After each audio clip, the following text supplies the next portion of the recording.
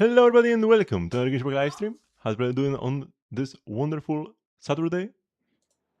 Wait. Um, Hello dear hero babies, and another gamer. I hope you're having a great day. I'll be becoming better as you continue to watch my live stream. Okay, sure. So...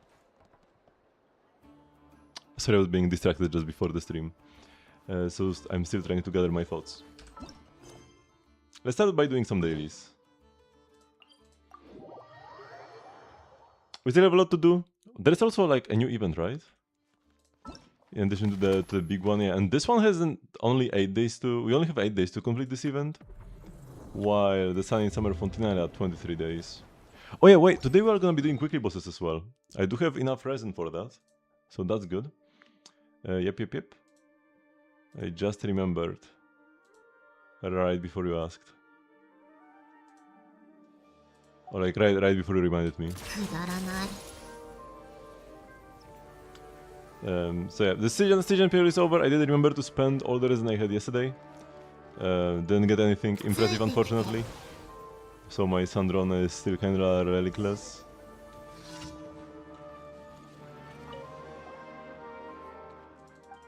Unfortunately. Although, if I want to clear Dire with her, with C1, yeah, I think I shouldn't have too much of a problem. But... I don't know if I'm clearing the final guy. I don't know if I'm clearing the Natlan boss. It's probably possible with my Kinich, and definitely possible with my Mavuika if I was good enough, but...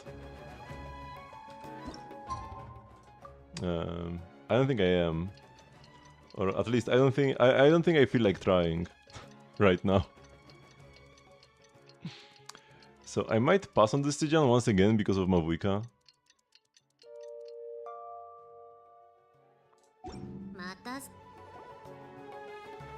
What do you mean by an Abyss streamer? I don't think the Abyss is gonna be any issue. It hasn't been for like the last 4 years.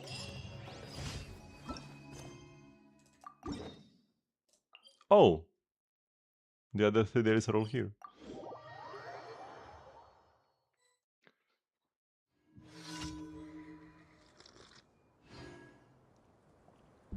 He does viewer Abyss.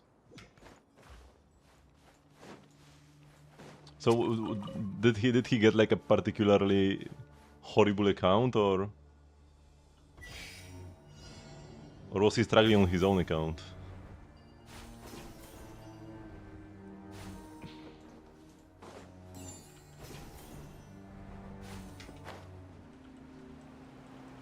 He's just really bad.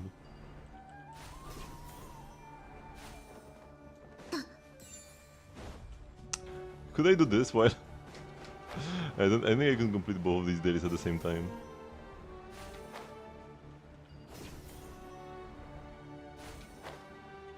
Interesting that he even does viewer Abyss.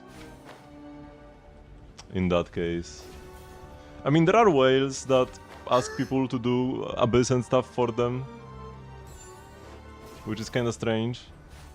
Cause like, they could just do it themselves, but I guess they just enjoy showing off their accounts, and this is why they still ask streamers for clears, I would imagine.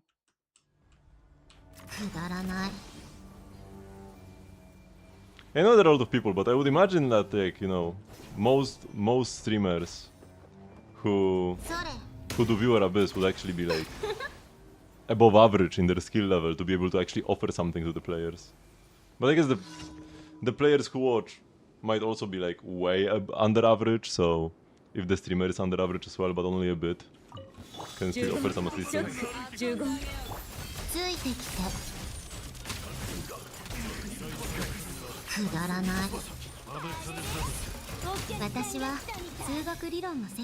Energy 5? 公式と論理で構成された世界には確実性に基づく優雅さがあるの。音楽も好き。数学と通ずるところがあるわ。でも昔の私は音楽の演奏はついてきて。Oh no, he actually interrupted her voice line. Oh no. I wanted to listen to her Friendship 5 voice line while moving to the next day. I didn't think it would get interrupted. Well, that's an L. くだらない。もっと早く。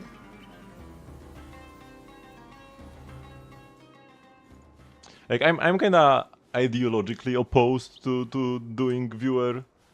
I know I can, but I like hearing it when I get it. Feels more like organic. But yeah, I ideologically opposed to doing like viewer abyss and Stygian. But even if I wanted to do it, I wouldn't feel comfortable doing this, offering like viewer Stygian and stuff without first like learning optimal Mobwika combos and such. But I guess my standards are just too high, and most people don't care. 一休みしたいわ。 I love how she is dragging her feet across the sand.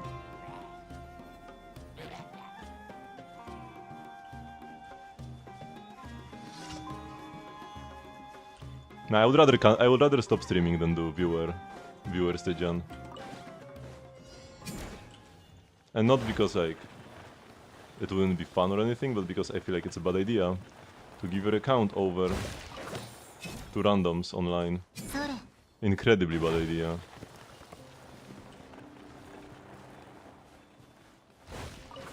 So if the only way for me to like continue streaming would be to do viewer abyss, I would just stop streaming.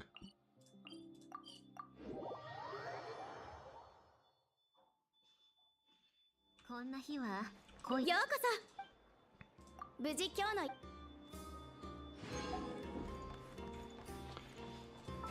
Okay.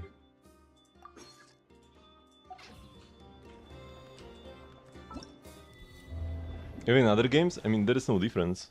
Unless a game had like an official system where somebody can like... I mean, but no game would do this. Giving your account info to strangers online in a game where you like invest so much time and possibly money, it's just so irresponsible, and promoting this is horrible.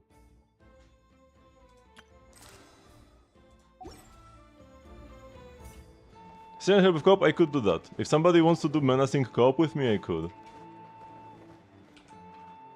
There is nothing wrong with that.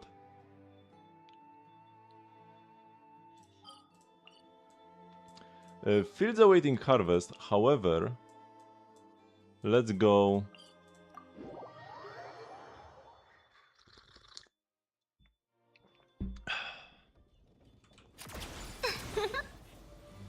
grab some flowers first. And actually... switch my team to one that runs faster. I remember I have helped somebody.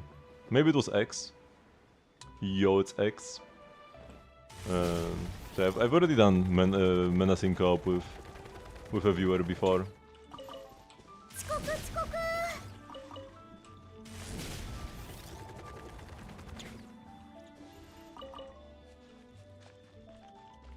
But like, do you give your password to it?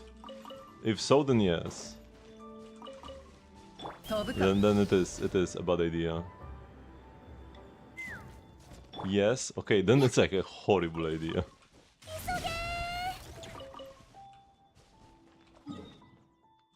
Especially because it's like they have like the people running the bot would have a database of hundreds if not thousands of passwords, and also they have to store them permanently.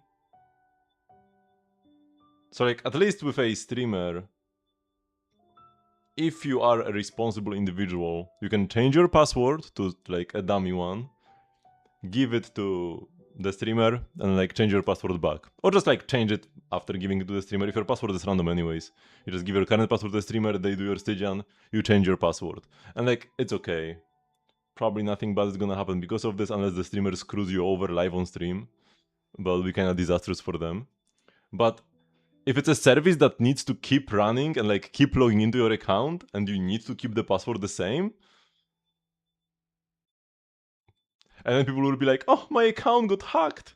Security in Genshin is so bad, Hoyo doesn't care at all! And like, yeah, they give their passwords to like 15 different streamers and 10 different bots online. What could cause their accounts to be compromised? Such a mystery.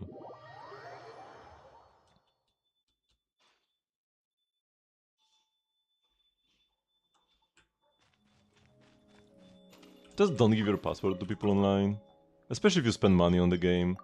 Like, if you don't care about your account, if you can accept that if my account gets stolen, I will just drop the game, or if my account gets stolen, I will just make a new one. If that's fine with you, then sure. It's okay, like, it's a game after all. If that's how you have fun, then so be it. But if you actually care about your account, and you would be bummed out if you lost it, then just keep your password safe.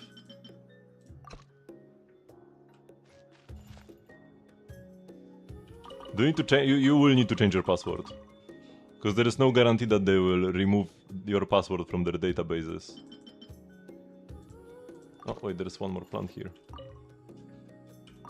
I farm flowers? Of course. I even gather specific seeds, like silk flowers, to plant them, because you can make silk with silk flowers. Maybe I will need 10 billion silk one day.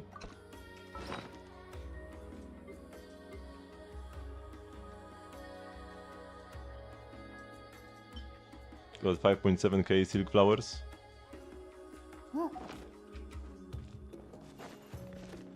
If you have like a low value alt account, that would be a fine one to share with somebody. That's like okay. But your main account, where you spend money, grind every day, just keep it safe.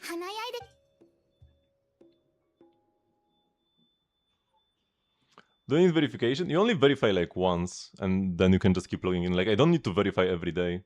Also, like, if you are giving your password, to a streamer, you send them the verification info as well, and then like just they have saved everything. After the boot, I am not certain.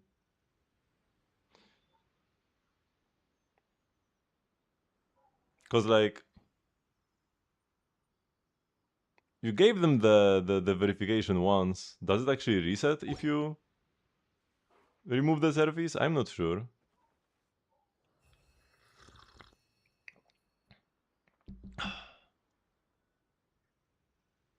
Imagine giving a low value alt account for a bit screwing. I mean, that would actually be both like fine with you, because worst case scenario you lose a low value alt account, and also more fun to watch the streamer struggle.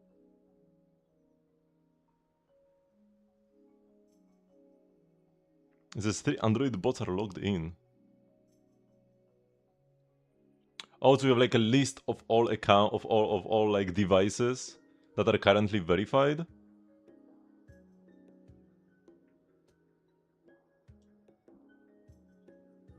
And you can like remove them from there. Like, I guess you should be fine if you just remove them from that list. I'm not even sure where that is though.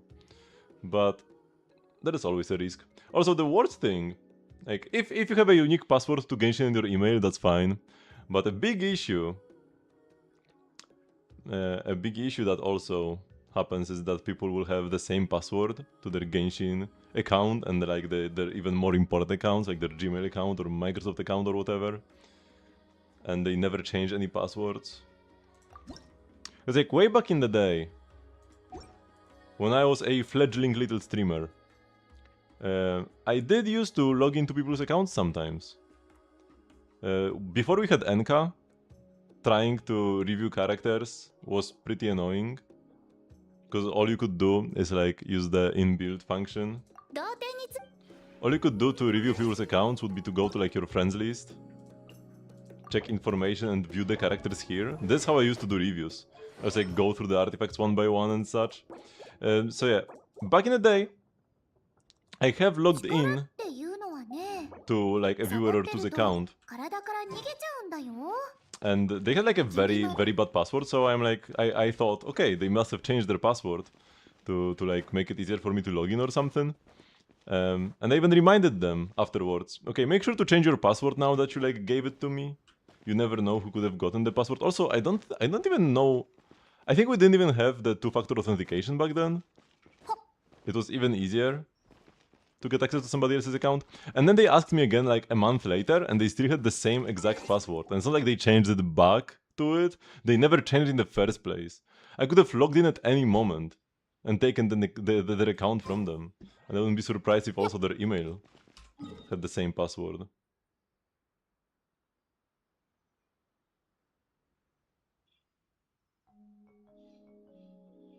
Just get a password manager and have random passwords. But yeah, so like I just weep when I see how badly how much people don't care about security. So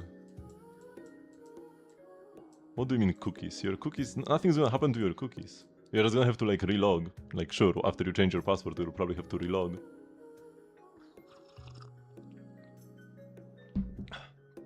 Oh, you mean? Oh, if you have a password manager that relies on cookies, don't use stuff like that. Don't do that. Just have an offline password manager.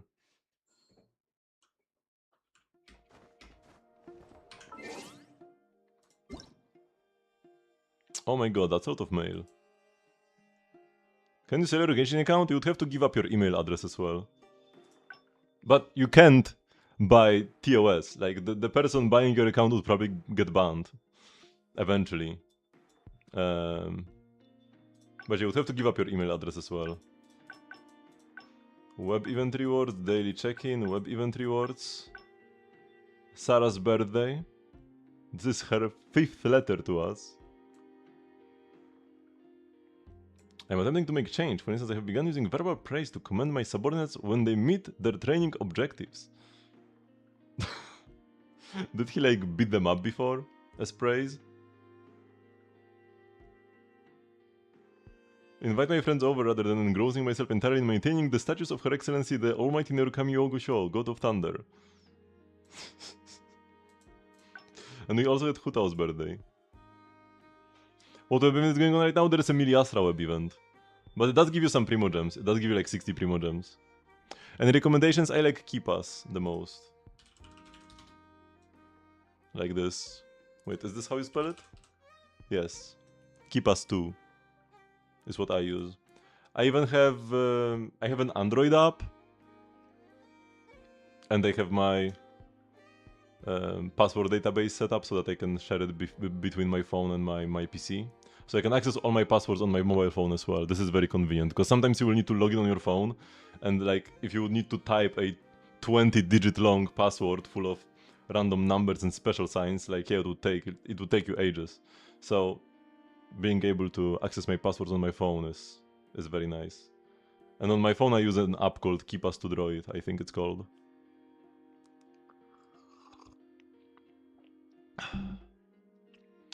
That's nothing to do yesterday, so what did they do? Spend the entire day sorting through bills. Feels like I'm a mother cleaning up after her kid.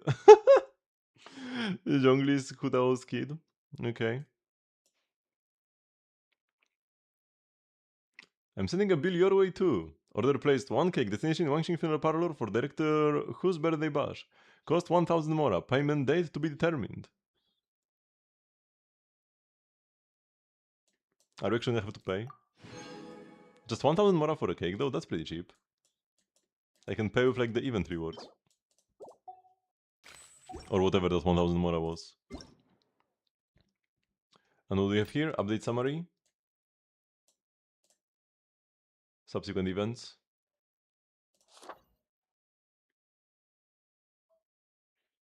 Columbina banner soon. I kinda would want to, like, I wouldn't mind pulling a Columbina con. At first I thought that this patch I'm gonna get Columbina Sig. But I thought that Columbina and Sanrone would share the same banner. But it's Columbina and Raiden, so I'm not pulling here. It has Fav Lance and Fav Bow. Like, it's some nice 4 stars. But yeah, I am not interested in copies of Raiden Sig at this moment in time. So I'm definitely not pulling the Sig. I'm definitely not pulling the weapon banner. I could instead get a Columbina con, but C1 itself is not that high value. I would kinda need to get C2. But even C1, like, so like picking up C1 would be nice. I could pick up C1 now and then maybe C2 on the next rerun. But Danica exists. You gotta save for C6 Danica.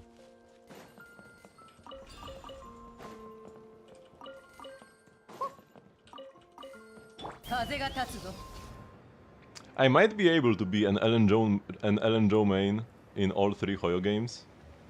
If it's true, because we are getting a ZZ and Star Rail collab. If it's true that Ellen Joe would come to Star Rail, I'm E6ing her there immediately. And then Danica is pretty much Ellen Joe in Genshin. Well, like, we don't really know much about her yet, but from the initial vibe, it definitely seems like she's an Ellen Joe XP. Hoyo finally realized that they created the peak character with Ellen Joe, and now she's coming to all Hoyo games. Hopefully.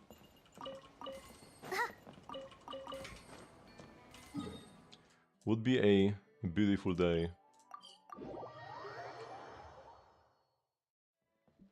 So, I really hope, because there is a chance that Danica can be a 4-star. I don't think she would be. But there is a non-zero chance, because somebody needs to be a 4-star. Like, I feel like at least one extra character, like we know Alyosha is a 4-star, right? But I feel like at least one extra character from the trailer has to be a 4-star.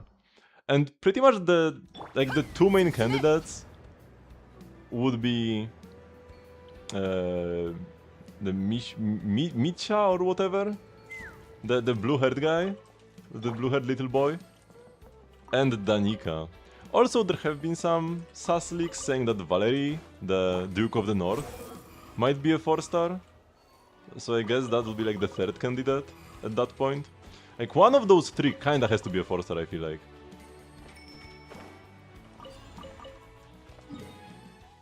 And all 3 of them have their fans. I mean, being a 4-star is not like the end of the world.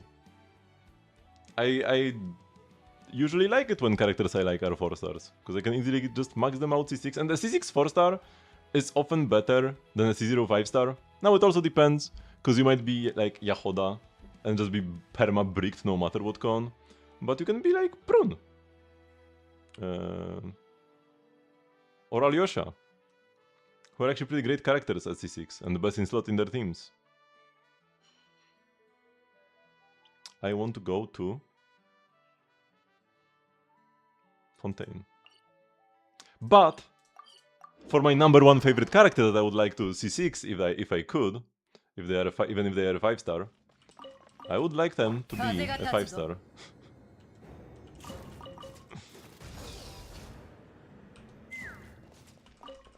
So I'm fine if like my #2 favorite character is a 4-star, but I hope my #1 favorite character is not. That's essentially what I'm saying.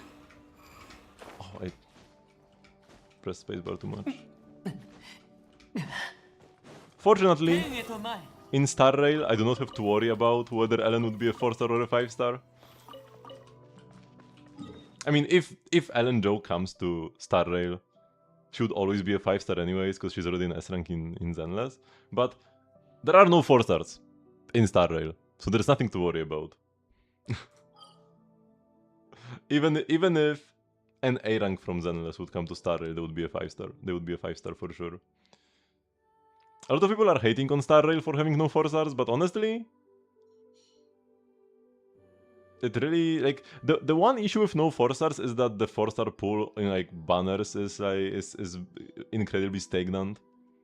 So that's a bit of a shame. I have to agree there. In Genshin, sometimes you can pull on a banner because the 4-stars are good, and it can be exciting, you know. Ooh, can I get like Diona Cons to get her to C6 for my Sandrone Stellar Conduct theme?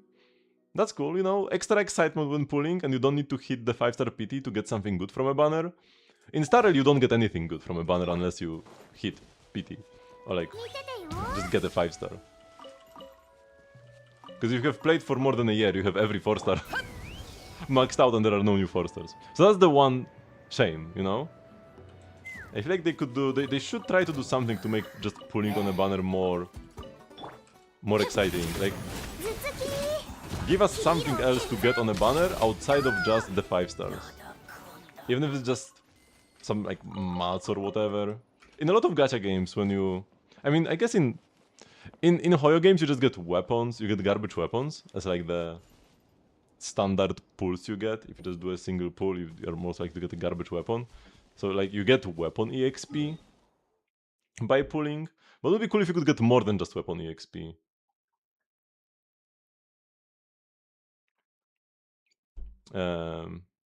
But outside of that aspect, outside of the 4-star pull on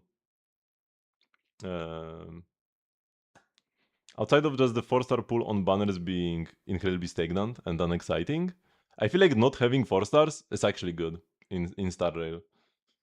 You don't have to worry about your favorite character getting shafted.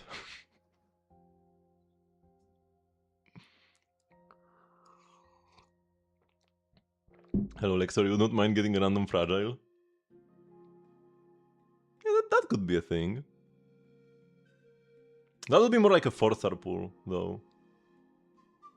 Because you could use it for anything you want. Maybe like a fragile shard or something. Worth like 10 resin or whatever.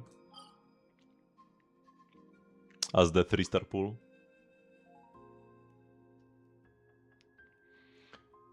Okay, where am I? Let's go to... I just go to the boss at this point.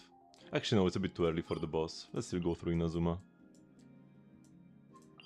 And then we'll start doing the weekly bosses. So yeah, the star system of only having 5 stars, but then every now and then they give out free 5 stars.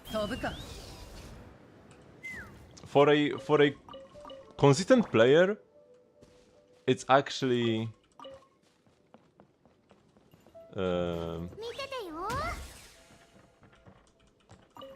it's actually better. The only issue with the star rail system of give out free 5 stars instead of making you 4 stars is that almost all of the 5-star giveaways are temporary. So if you come back after like 4 years or whatever, or even after a year, you know, you will have missed out on like 2. Wait, no, I still need to pick up one more.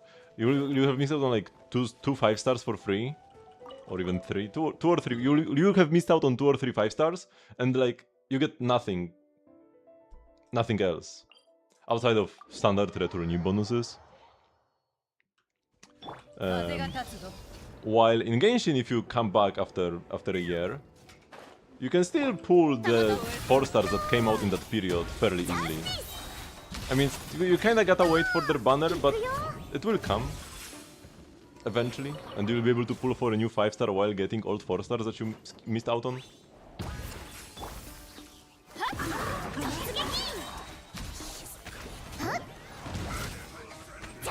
What was my mini burst? Well, it would get infinite resin.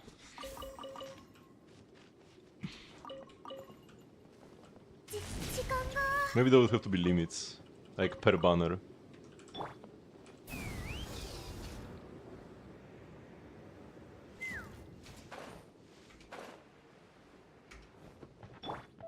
Like after like 180 pulls in a banner, you would not get any more resin. For most people, you wouldn't reach that on the average banner. If you're just pulling 1 copy of a character, but yeah. Whales would be gated from getting infinite resin. You got the rank 1 Harbinger by the other day, congrats, that's huge.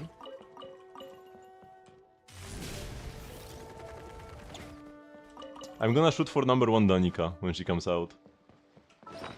All of the elixirs that I'm saving... Oh, my transformer is ready, gotta do that as well. But yeah, how many elixirs do I have? Where are they?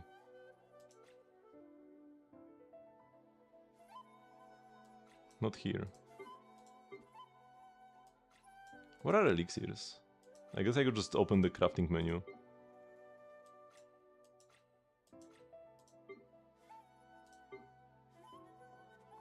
I just opened the crafting thingy, I can see there. Oh yeah, 47. I guess you saw them, but I didn't. So yeah, all my 47 elixirs, once Danica drops, I'm just gonna be crafting 2 artifacts per patch. For her. Next 2 wishes.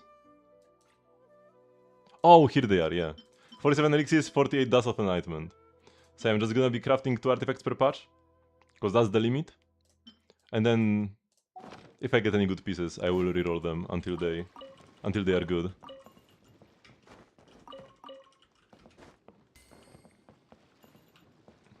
I don't care if she never gets a leaderboard. But even if she is a support with no damage, she would... Like, characters will always want some stat. Also, I'm getting C6, so even if she's like, let's say... Citlali. Citlali only plays ER on C0, and like no other stat. It doesn't matter, like EM only gives you bigger shields, but by the time you get C6, or even before, by the time you get like C1, EM kinda matters for the quills.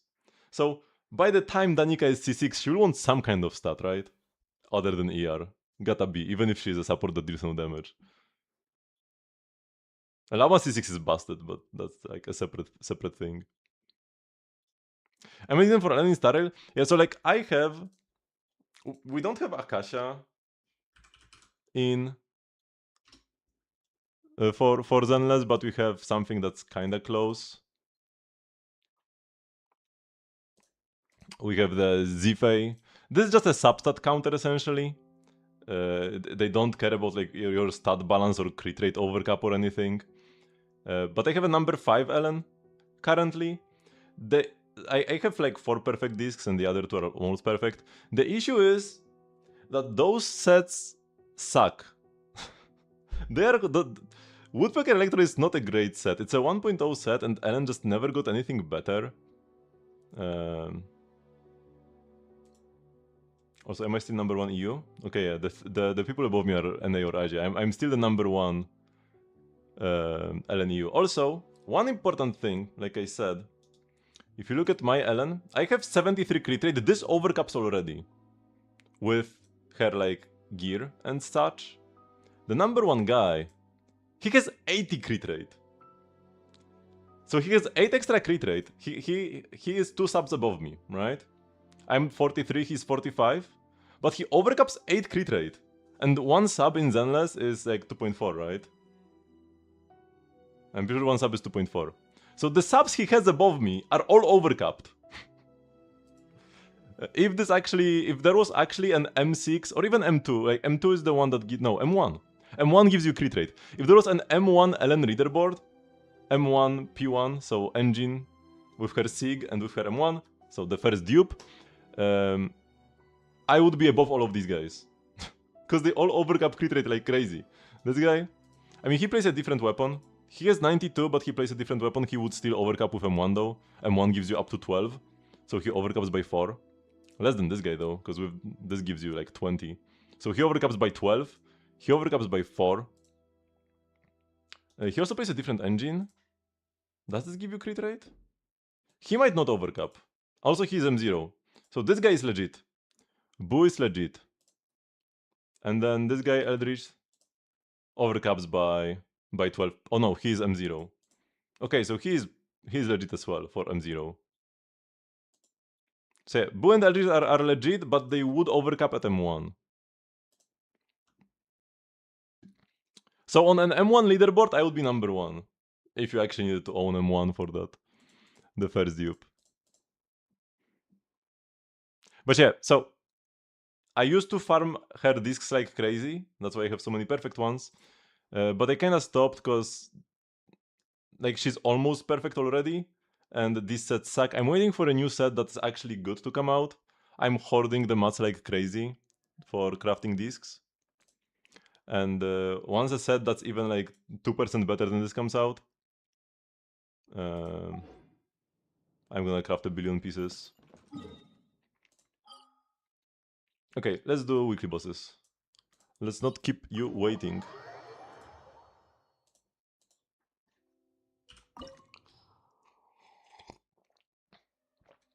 Also in Star Rail, I have like 240 fragile resin that I'm gonna use if Ellen comes to Star Rail. Also in Zenless I have like 300 batteries or something, I don't even know. I just never use them. I keep getting them every patch, especially because I buy the BP and such, but I never use them in Star Rail. Never needed to before. In Genshin, the only reason why I started using Fragiles, I used to hoard them like crazy as well, but I started using them for the Stygians. But now I'm gonna save them until Danica. I'm not gonna use them for other sets. Like, we will get new sets in 7.0. I will not use any Fragiles. Except like maybe 1 or 2 or something. Like once I clear Dire, I'll use a Fragile, that's fine. To celebrate. We are seeing a trend in which what characters I like, why not a Noelle main? Noelle is different, because a big part, it's not just because Ellen is a maid. It's not that simple. It's also her, like, demeanor. Like the...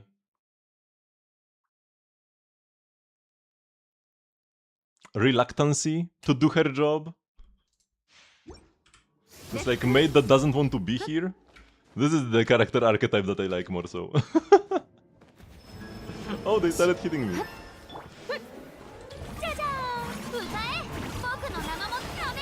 Oops. 賑やかに行きましょう。最高の一品よ。星々静かに眠るメッツ。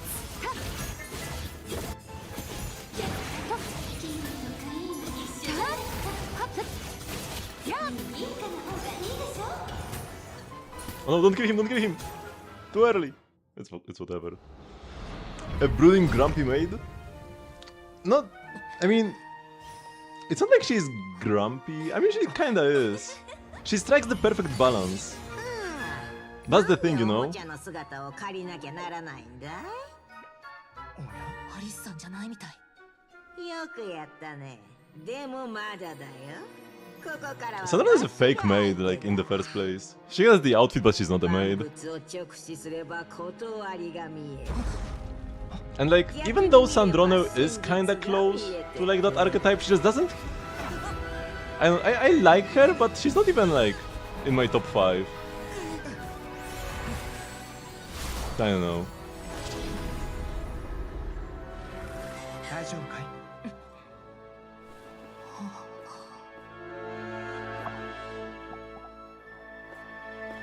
It's about... Because I'm not even sure exactly what I like most. I just know I like Ellen, you know?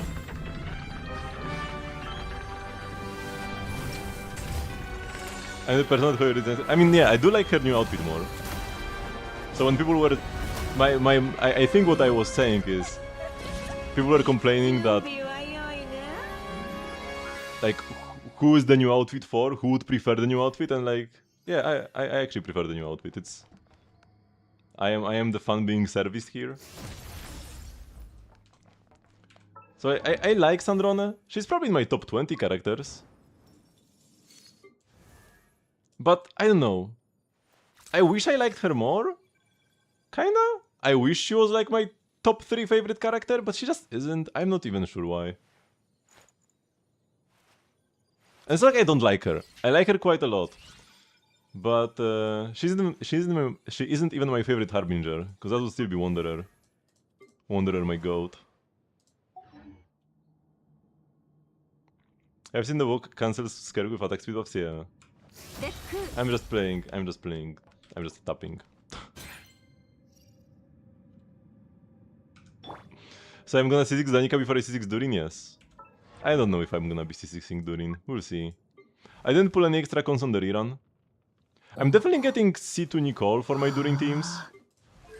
That's for sure. The moment Nicole reruns, I'm getting C2. And if the weapon banner is good, I'm gonna get Sig. But... like, his cons are great. Durin is played in, like, every single whale team.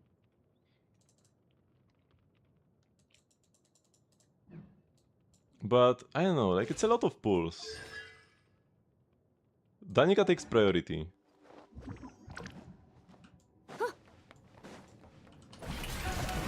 Hero is a good guy, yeah? We have to see more from him though.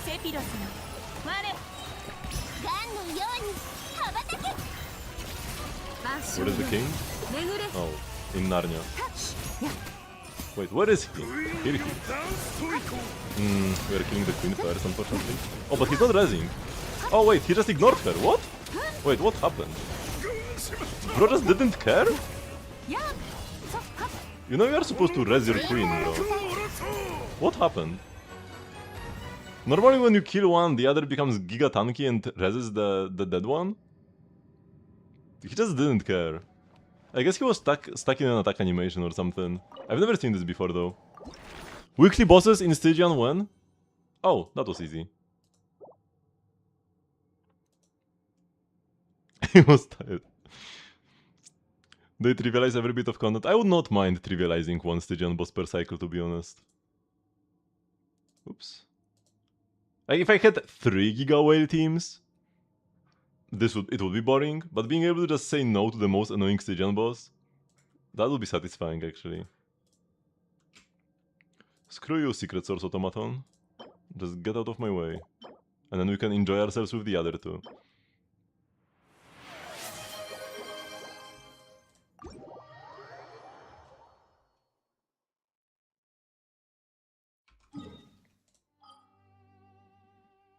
Squads.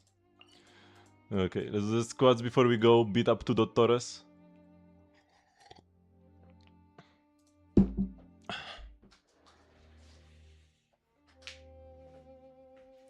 One, 2, 3, 4, and 5.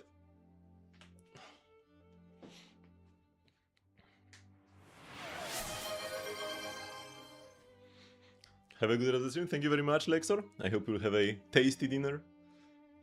1, 2, 3, 4, and 5.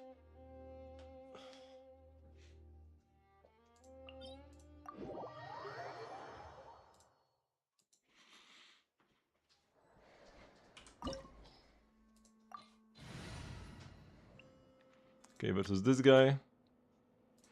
Actually, maybe let's play my level 70 Sandrona.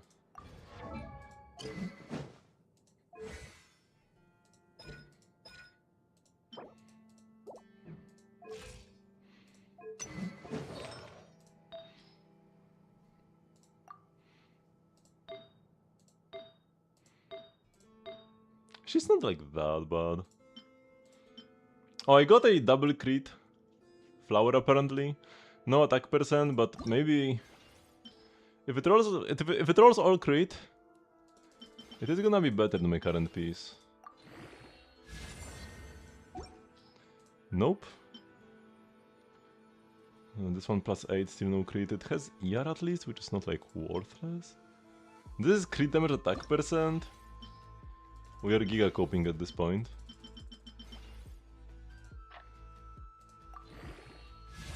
Okay.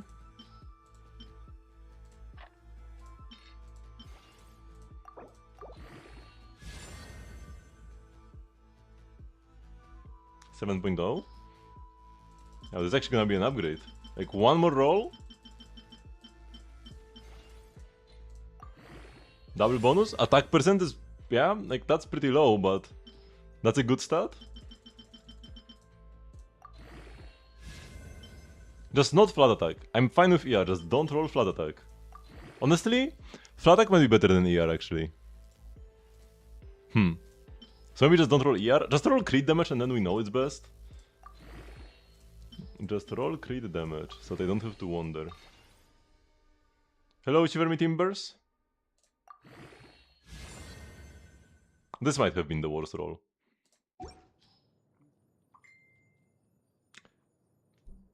So with that, it's actually not an upgrade. It's less crit and less attack. We only gain 2 ER subs. Well, I guess yeah, I can get this or something. Like, I do need multiple pieces on this set. For Yae eventually. And also I should give Yae something else than Golden Troop. First thing, that's kind of a bad pool. They are insane. Yeah, sounds absolutely insane to say that Odette is a bad pool. Like, Odette Mizuki is the best Anemo DPS in the game.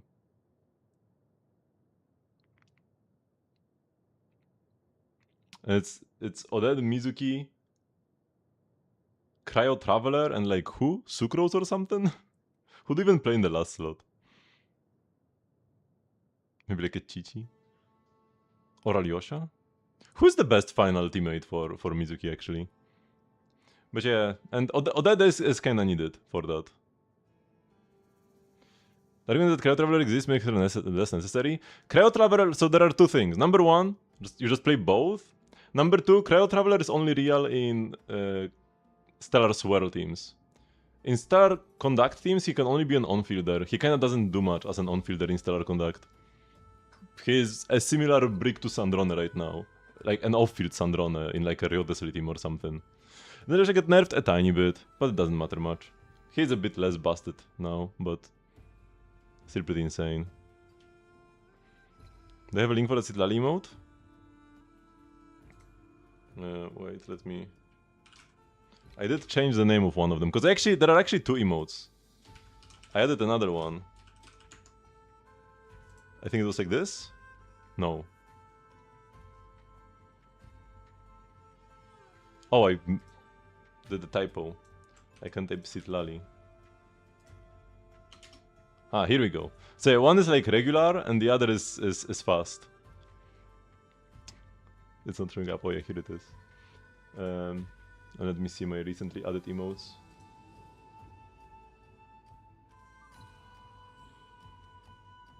What was I supposed to check? Oh yeah, I wanted to optimize my Yae.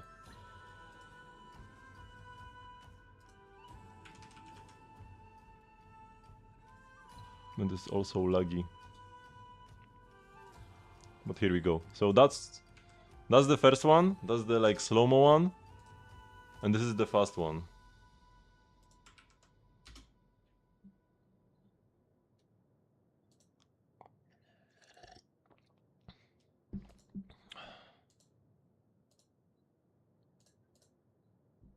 I think I like the second one a bit more. But I added both. Both are great. So I did finally load my artifacts in. I have optimized my Kinich a bit, but yeah, it didn't make that big of a difference. So let's get a new team in. Is Sandrone here? Like, is Sandrone added to the optimizer properly? I mean, I want to optimize for Ya anyways.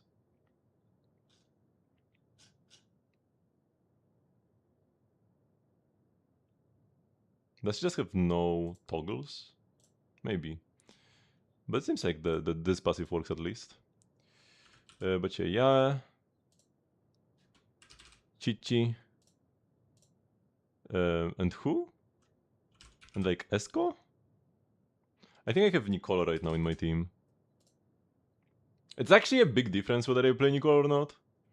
When I play Nicole, maybe I even want to have like an EM main stat.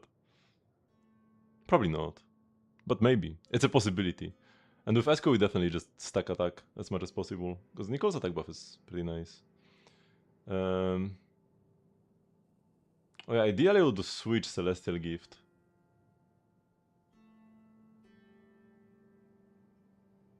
To something else because damage bonus isn't great.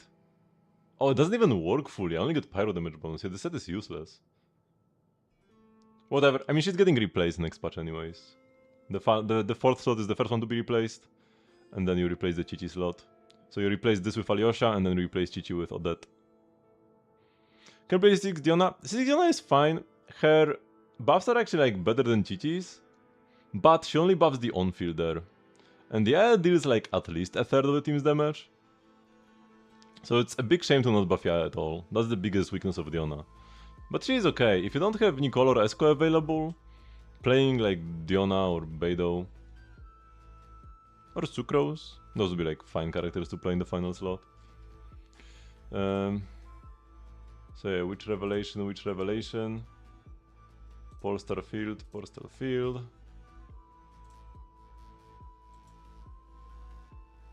Let's check them all. This works. Elemental reaction, incoming healing bonus, huge. No plunging attack. And we get the bonuses. Okay, so optimize the Yae. Let's not use artifacts that are on Sandrone. Actually, by default, she wouldn't. Let's first see just what the game does if I just what the optimizer does when I allow it to do anything. Optimization target, just like the stellar conduct damage. That's not really. I mean, I would kind of want, I guess, just a custom one that deals one of each. Yeah. So let's do. Where do you click for the multi-target config? I first have to create one. Here we go. Create multi-op. And let's just do 1, 2, 3. And the additional stellar contact damage. Wait, what is this? No, wait, what did they just add? No, this is Edict of Cleansing. Wait, that's the wrong thing. No, trash this all. Wait. So the skill is here. And this is the...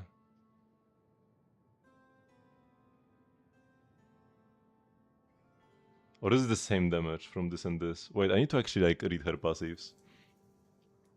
Which skill is what?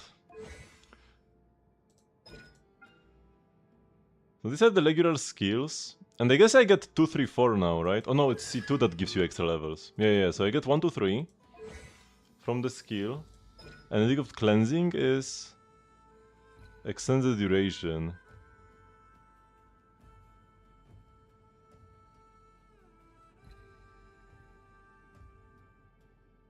Edict of Cleansing is the new passive. I guess I just put the Edict of Cleansing in then? Just 4 of those? I think this should work. Nah, Diana gives solid buffs from C6. She gives you 200 EM and 50 stellar damage? Or something? I'm not sure if it's 50, but she gives stellar damage. Since when? Since this patch. She is one of the characters who got buffs for stellar. There's also this, but like, whatever. Let's just go like that. 3 hits plus stellar.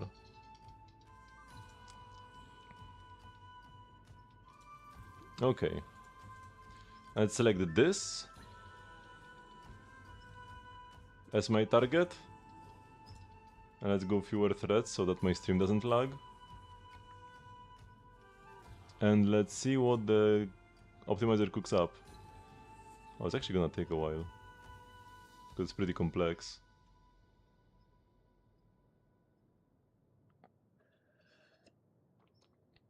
That's Nahida level. I mean, Nahida is not too great of a buffer. If all you get is the EM.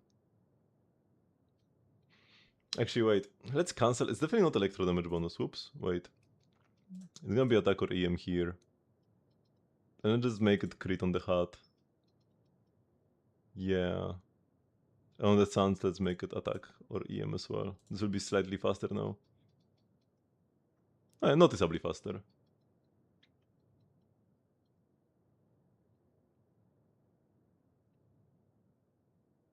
Yeah, it's always crit here.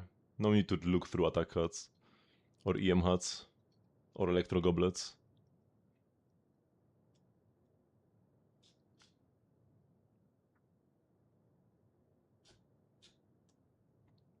There's absolutely no need to optimize your characters for a weekly boss, but I just want to give her some actual gear, because this set has almost no set bonus. It's not totally no set bonus, but it doesn't affect any of her stellar damage, which is most of her damage now. I do just have good subs on it, so it wouldn't be totally horrible. It's probably gonna be 2-piece, 2-piece. Oh yeah, wait, are there any sets I should have checked as like enabled? Not really. I guess it's fine not to check anything. Because the stellar set would be one that matters, but I just don't have pieces on it to build 2 sets. Not even my Sandrone is playing absolute cope. So it's okay to not select any set as valid.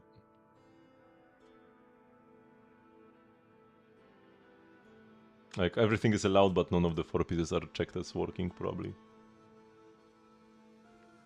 We're still only halfway there. Let's actually do some Genshin in the meantime.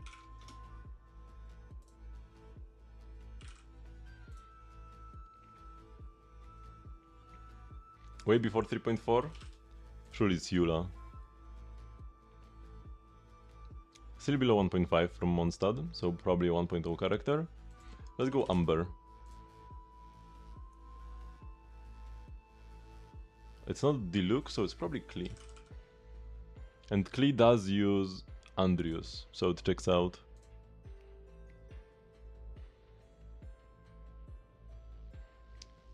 Shikake no jutsu wa jitsu ni yoku ga fukaku.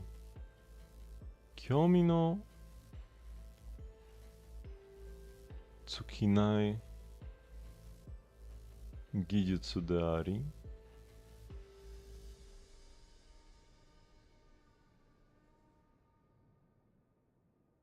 Is this like Shan? Because she's talking about device technique.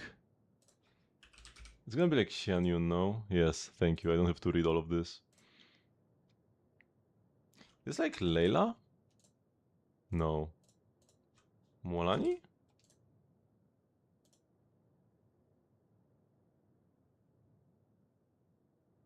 What is this?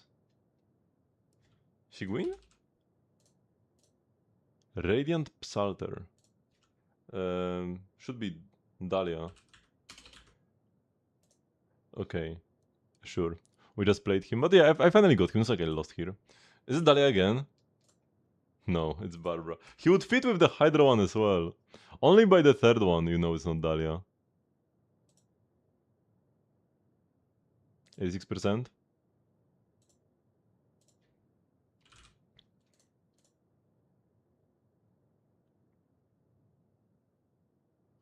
How is she? You mean Diona?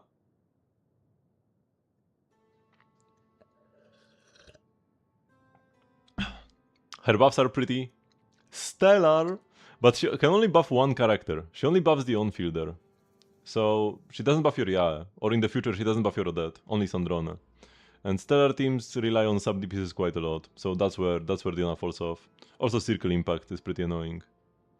So she's an okay free to play option. If you want to like push low cost clears, Diona is gonna be nice, but she ends up being worse than Chi-Chi. And of course any of the dedicated stellar characters. Like Yae, Odette, Alyosha. Okay, above 2.5. Not Shanjo. Let's go with Castoris.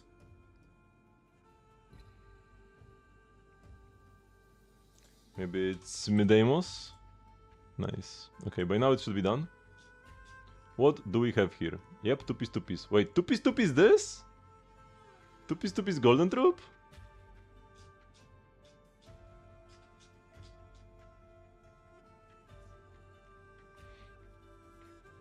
I guess.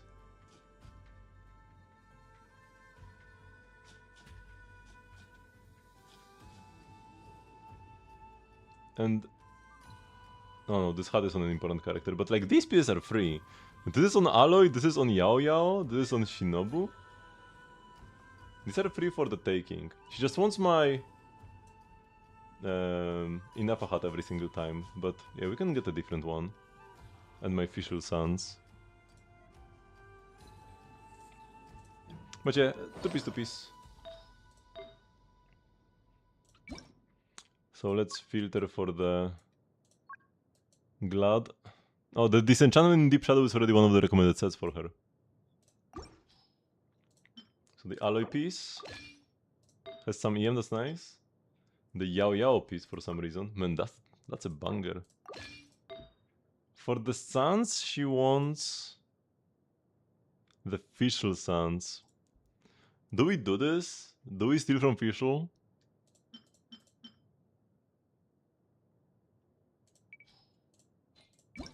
I don't know about this.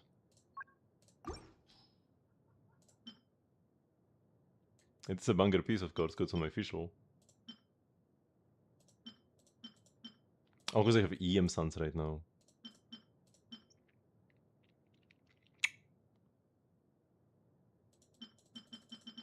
I mean, I haven't played Fischl in a while. That's only temporary. We'll give it back to her. Oh no. And I'll probably take... Oh, this is a crit damage hat. I can need a crit rate hat. I guess I'll just keep the one I have right now. Yeah. It's not that much worse. Here we have 2 attack rolls instead. We just rolled more attack instead of more EM. And just a bit higher rolls in general. But it's okay. Oh, but I guess this gives me 2-piece troop. Do I have any attack goblets on troop?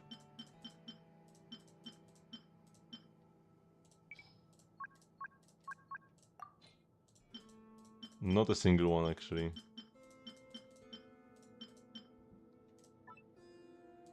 So the goblet they wanted me to play was the Shinobu one.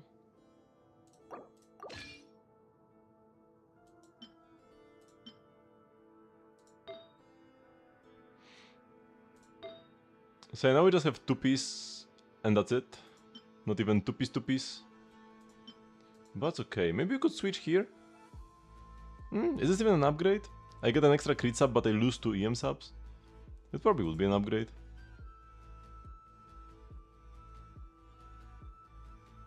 Here we lose crit rate, lose crit damage. Wait, what? This has like no stats, what? That's like the worst. And the rolls aren't even that terrible. 7.4 crit rate is okay. Actually no, this does have a bit more crit damage, but not by much. The crit damage rolled low like crazy. Okay, just 2-piece glads. Let's play. Finally.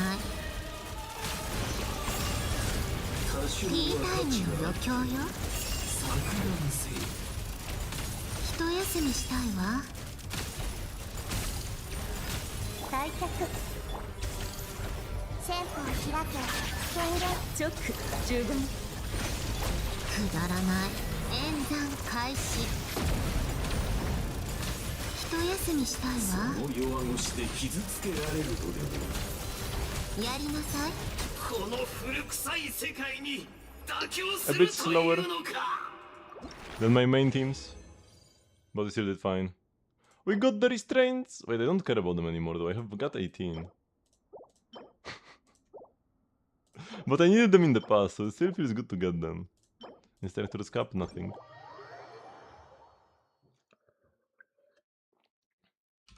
Now from the other Dottore,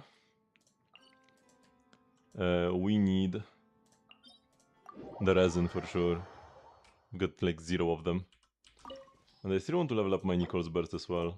So yeah, 6, 8, and 0. Let's do Ghost Andron again. Friendship maxing.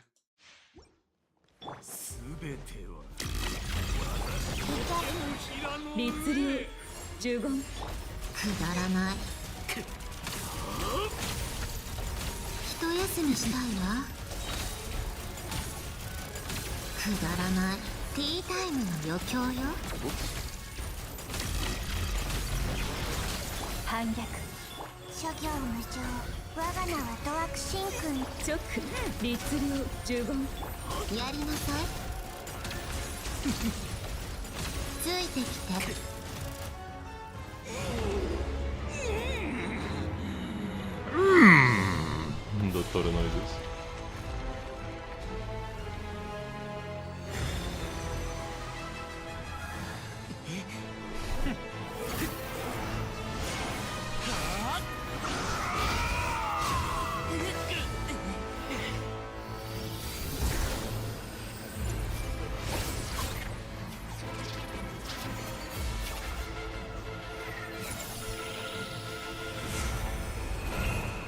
拒絶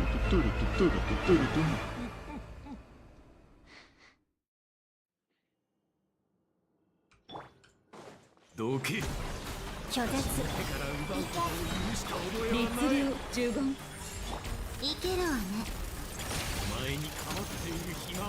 くだらない。 I'm not in a portal field anymore.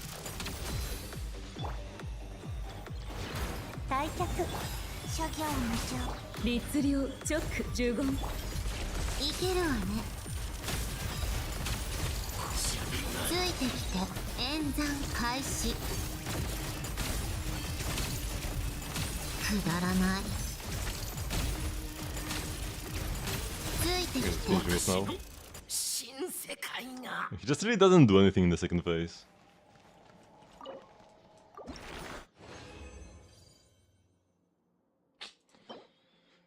Got the one I have the most of. 2 copies. At least I got a solvent. 242 solvents. Finally got Himeko Nava that got 76 PT, that's pretty good.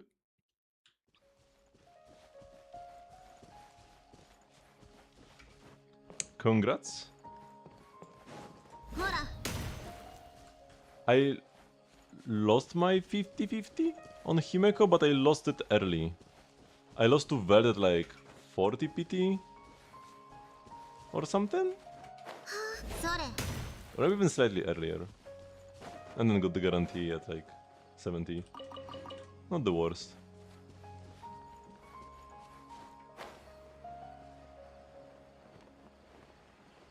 Yeah, I'll wait to see how my fate pulls go before deciding to pull the light cone or not. I'm probably gonna get it.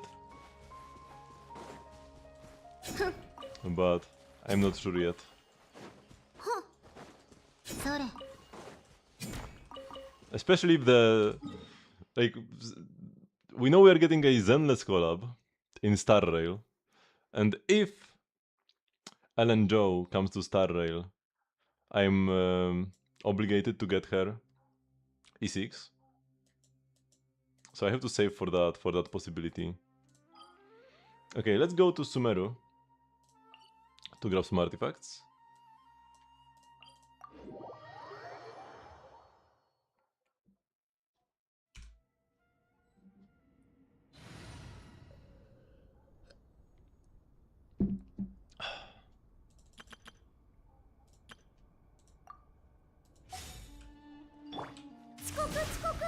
I mean, the last Fate collab was mostly about Scott. And that, like, director from Penacony, that Mr. Rekka was... that was appearing as Mr. Rekka. So, the last Fate collab didn't have that much to do with Fate. ダイビングヒ I'm expecting this one to also have some pretty unique story and not just Fate characters doing Fate things. Like, yeah, you will have like a cutscene where Gilgamesh and the other characters fight against each other. That's like almost guaranteed. But it's not what the story will be about. That's my prediction. Just looking at what we got last time.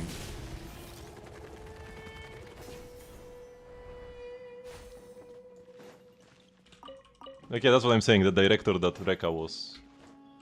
That was appearing as Rekka. It wasn't actually Rekka.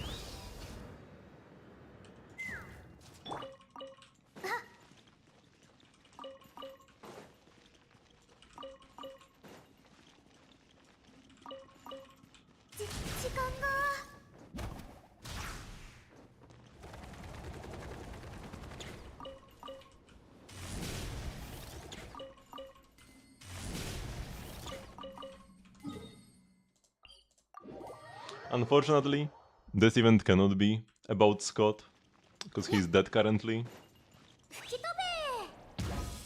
I still think Scott is gonna be reborn as like a ghost or something, because ghosts exist on Planet Arcadia.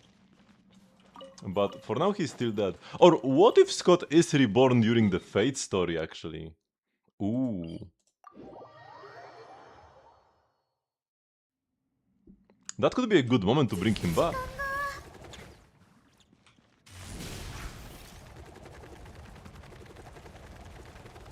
Because yeah, but he died. Scott is dead.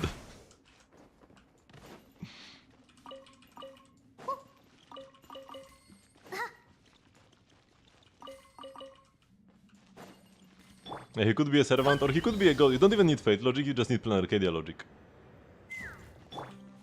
時間が What version? I think it was... Wasn't it 3.0? Or 4.0, sorry? It was either 4.0 or 4.1. I think it was 4.0.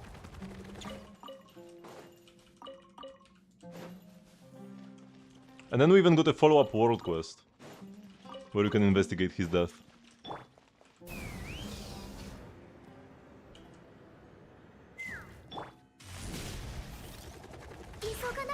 Oh, then I spoiled it for you, sorry.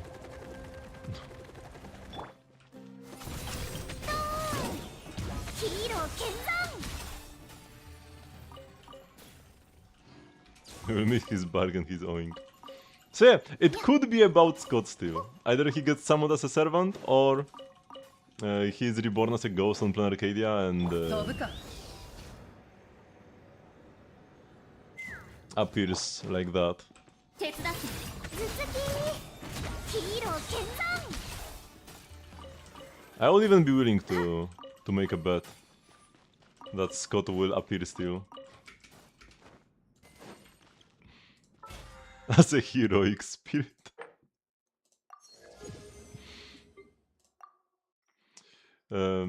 Wait.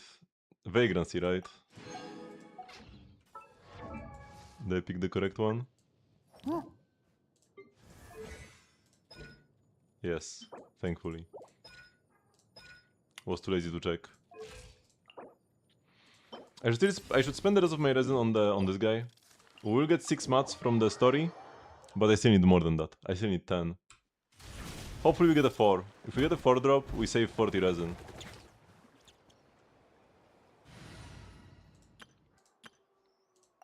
Let's go with my boy Varka. 拒絶 Wait, why didn't I go during 腐 first? 食神聖気をつけて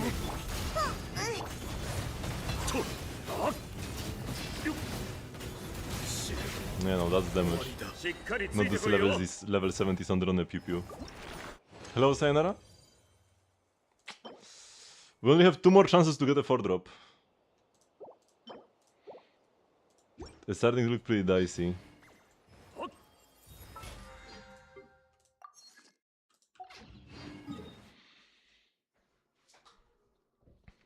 Okay, so... Oh yeah, I still need to go to Inazuma and do my weekly cooking. And Transformer. Sandra hating already. Level 70 Sandrone. It doesn't really do that much damage when she's level 70. 人物 Level is... インスピレーションに身を任せて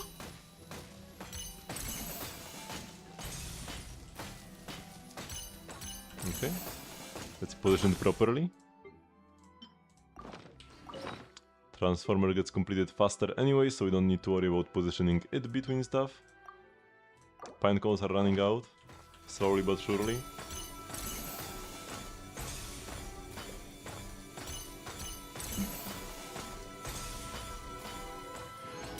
Ooh! Oh my! That's... 3 digits of vagrancy? Wait, this is huge! What a hole!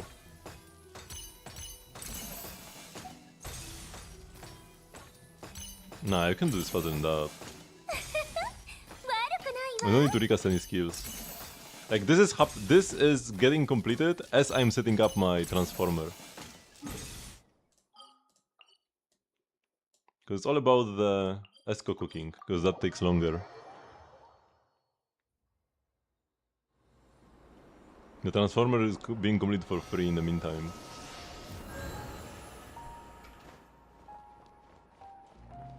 And being able to hit it like twice every time. Quite premium. I've already been in my pot. So, we have Abyss, we have the events. I have to complete the newest event first, because that one I will only have a week for. So even though in my title I said let's go diving, We first gotta do this. Also, test run. Yeah, okay, we gotta do the test runs. Only 2 days.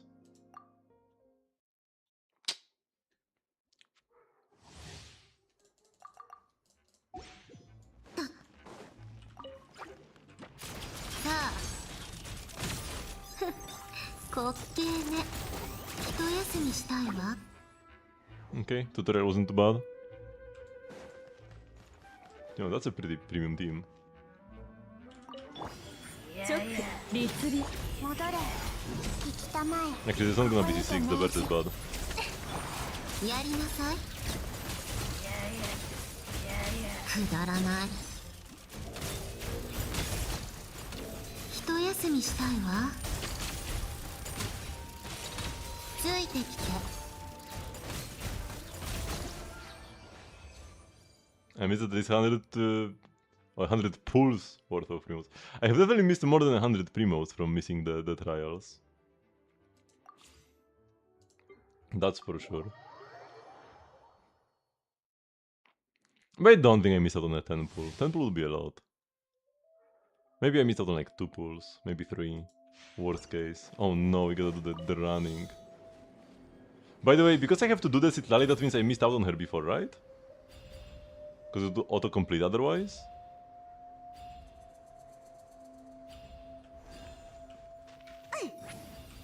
I need to press E on the thingy.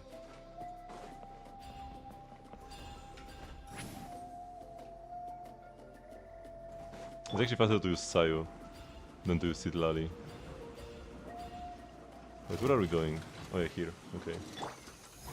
悪用の力を思い知りなさいこいつはどうだこの瞬間お開運召喚 I should have first ulted and then skilled.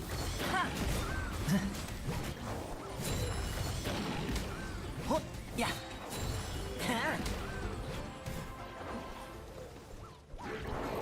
手加減なしよ口封じは任せたからねおとなしくしやがるすまん Oh, once again I messed up. へい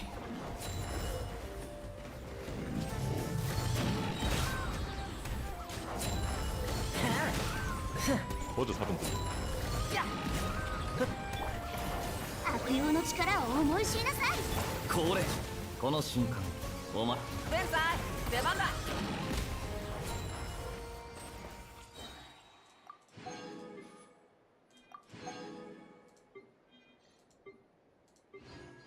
I never noticed this button says try. I mean, it makes sense, but it's kinda weird. Is that a good DPS without Cloud Retainer? I don't think his best teams even play Cloud Retainer, do they? I don't think so.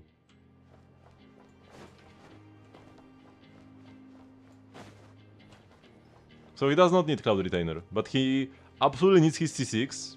He's a brick without C6. You really want Citlali as well? And I guess those two matter the most. Right, the others are replaceable, the other slots. No, not Furina, you need Melt. To actually clear content properly, nowadays. With Vape you lose a lot of, you lose like 30% damage by playing Vape. And also Furina is not the best support anymore.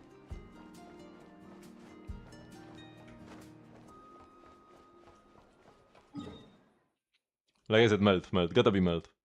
Because the thing with Gaming, he's the only Pyro DPS that can melt 100% of his damage. All of it. Because every single hit he does applies Pyro, and his hit frequency is pretty slow, so he's not like outrunning your cryo up. So melts are enormous for him. More so than any other Pyro DPS, he needs the melts. More so than Mavuika even, and you never play Vape Mavuika. That would be cope. Melt is much better than Vape. Even for a character like Mavuika or Arlecchino. And then Gaming is the most like extreme example where you need to melt.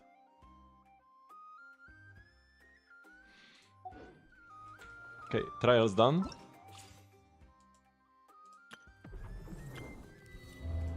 Let's go for the final long range sightlines.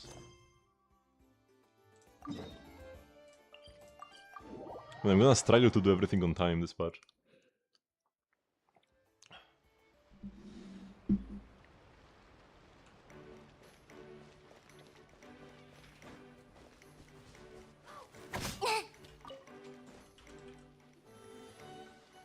And it's not voiced, unfortunately.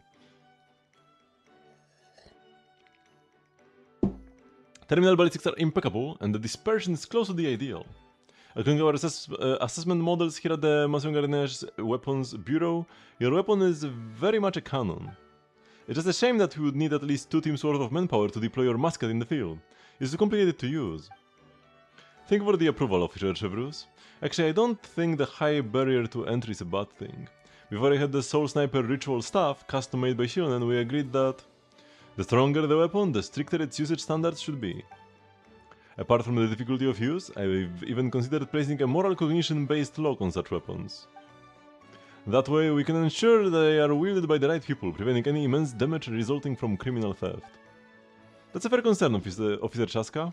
Weapon theft that leads to committed crimes is not uncommon here in Fontaine. Oh, so many old friends! Fontaine's Monsieur Gardenage, Natlan's Flower Feather Clan, and the Knight of Favonius? What's going on with this little gathering of yours? Another joint wargame? Bullseye. You caught on to the situation immediately, Jan.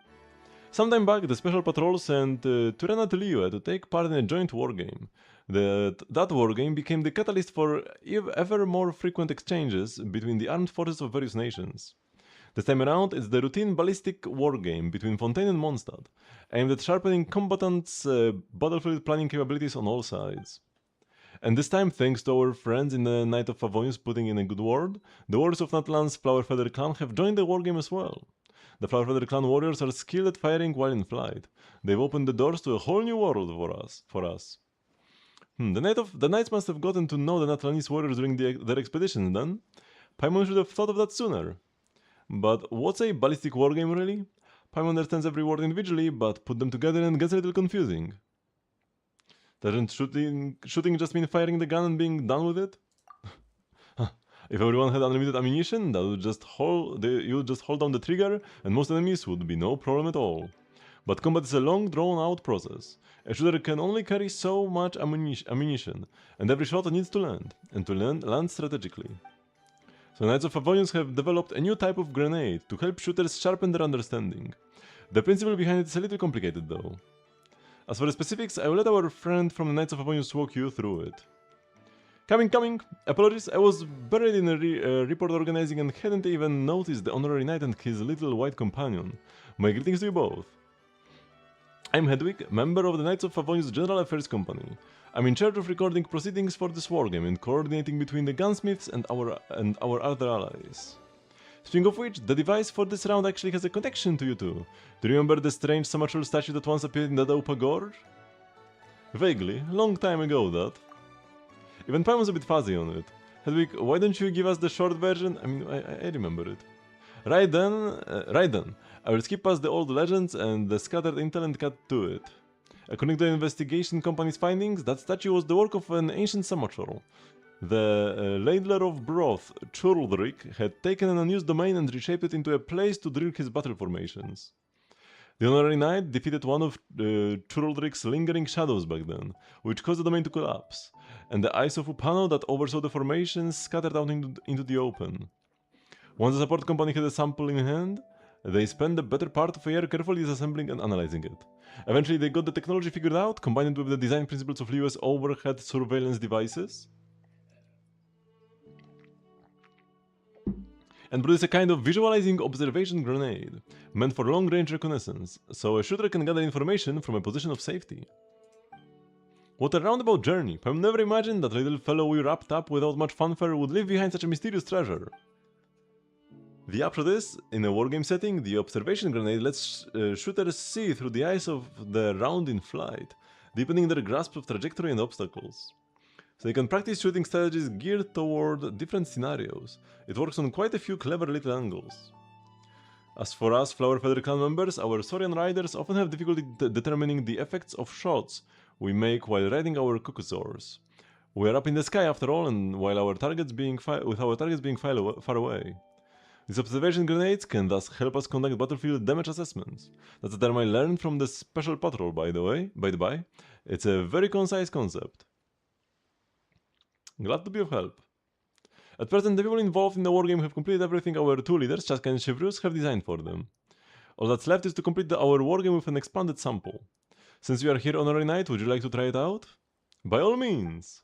I noticed during the Fontanella Film Festival that you are quite a crackshot, and an inspired one too. That's perfect. I'm personally interested to see how much your marksmanship's improved over the years, Jan. And from the perspective of the wargame, your lack of familiarity with the observation grenades means that you can form an excellent control group for us. You know, Jan, it does feel like this grenade thing has real history with us. Might as well try its effects for ourselves, eh? It should be pretty fun. Because we have to step up and take this seriously. Totally. An extra skill's an extra skill, right? Never know if we'll run into some sort of bad guy who can only be taken out with muskets or something. Foreshadowing? Great. In that case, I'll prepare the venue and notify all those we have playing as targets. The rules are simple. Make as few adjustments as possible while defeating your targets efficiently. I should first say that this drill was made to be tough. Even the Special Patrol's previous marksmanship instructor, Engine, was barely able to pass. But I expect you'll do just fine. Of course, there is no need to feel pressured. Sometimes just shooting is not just about technique, but also about inspiration that arrives as light as feathers, and a little luck to send it off on the wind. Don't think of this as a test, but more as a relaxing game. Perhaps you will gain something unexpected from all this, In final long-range sightlines, Traveler must fire an observation grenade to hit every target in the drill ground without touching any obstacles. After hitting a target, the observation grenade can be fired again from a target's current position in a new direction, continuing to fly in a straight line. The challenge fails if it hits an obstacle. Oh, so it's just like a chain shot kinda. The farther the observation grenade flies before hitting the target, the higher the score. To get a high score in the drill, plan your trajectory carefully and aim for long-range hits whenever possible. Mark targets, arranging the firing order to help plan the projectile's path. And that's pretty cool as well. Usually if you are asked with connecting dots, you have to choose the shortest path. But here you have to choose the longest path between dots. I'm assuming you can choose a different order. This guy has a 1 above his head. I hope it doesn't mean like you need to do him first. Aim at the target and select the corresponding button to mark it. Select the same button again to unmark it. You can also use the clear all option to remove all current target markers. Wait, what? What does that mean? Okay, there's quite a lot of NPCs. If I finish the event first, they will probably like rearrange themselves, so we kinda gotta talk with them first. You're not going to play another round, Instructor? I've already got my best score on the board. You saw, I'm getting a bit too old for this. Up against this fancy new wargame, the most I can do is scrape by with a passing grade. But the passing grade is 60% of Captain Shivers' score. Outside of you, everybody else flanked, so where is the too old coming from? Keep listening. If you don't shoot now, I will never see you holding a musket again. I didn't even feel it coming on. How did time go by so quickly? What are you crying for, kiddo? I'm just retiring. It's not like we'll never see each other again. You want to see me? Easy enough. Pick a place, treat me to a dinner once a week. Yes. Not just butter Thai dalga. You can pick the hotel the board for all I care. But maybe not every week. How about once a month? Whatever. Whatever you arrange, I can take. But seriously though, from now on, all the new recruits we've got are yours. Keep a good eye on Marine and Roxanne. Make sure they don't lose themselves in the work. And don't let the recruits come up short of where you were back in the day. But the moment any of them slacks off, give them a swift kick in the rear. I will! A swift kick in the rear! Good, my sisters are calling me down to Natlan for a vacation. I might be out of Fontaine for a couple of months. And when I'm back from vacation, I'll be coming to inspect your results. I won't let you down, Instructor! Foreshadowing for a... Meljin in Natlan event. Also, in 2 weeks we get the 7.0 livestream, right? Yeah, the next one up is Genshin.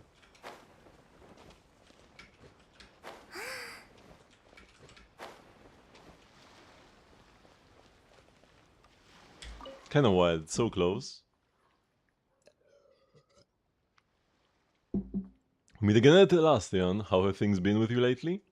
Thanks for asking, how has it been for you in Fontaine? Well, at least some good and some bad. Let's get the bout of the way first. As I was crossing some open water on my Soul Sniper, I drifted a bit too close to the shooting range. The Special Patrol mistook me for an airborne target and let off 2 volleys in my direction. Luckily I was moving fast enough that they couldn't lead the shots properly. The single round connected and Captain Chivrus arrived in time to call a halt to things. Chaska could have gotten shot.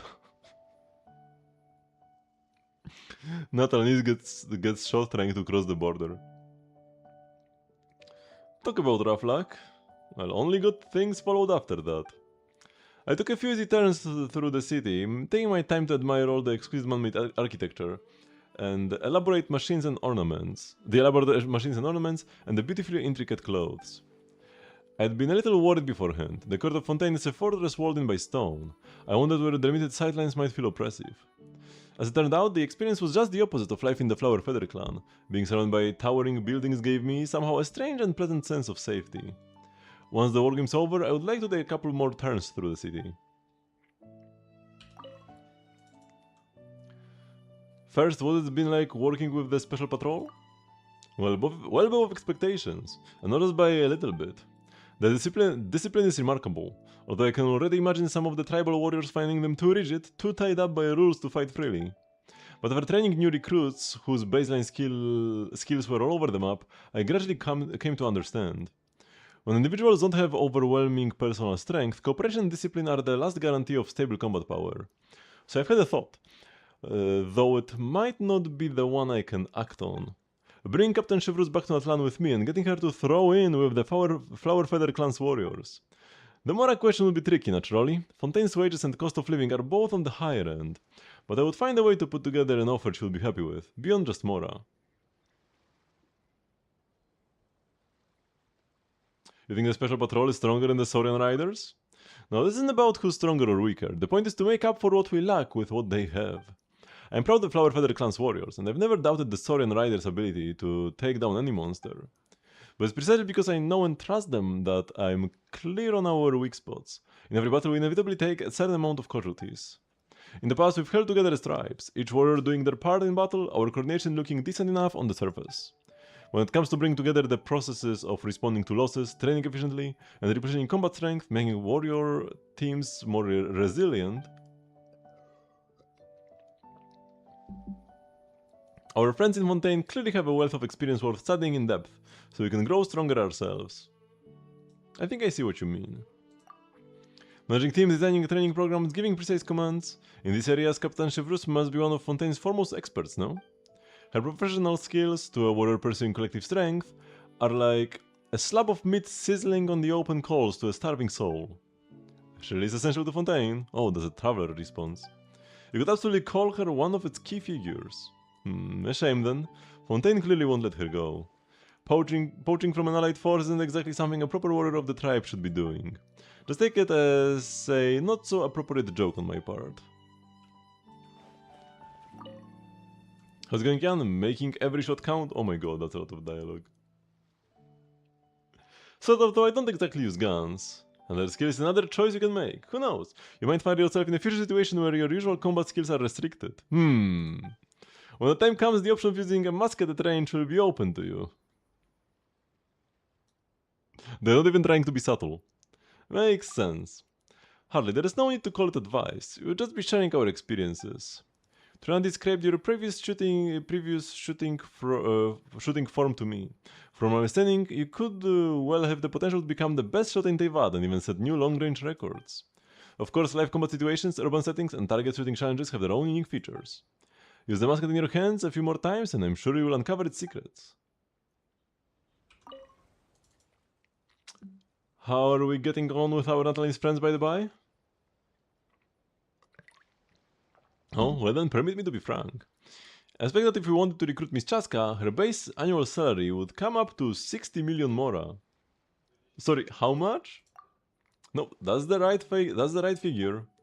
From a Songarena's experience, building a piece of weaponry capable of matching her mobility and firepower would be likely hundreds of billions of mora in budget, several thousand engineers spread across multiple institutions, and over a decade of technical breakthroughs, R&D and testing.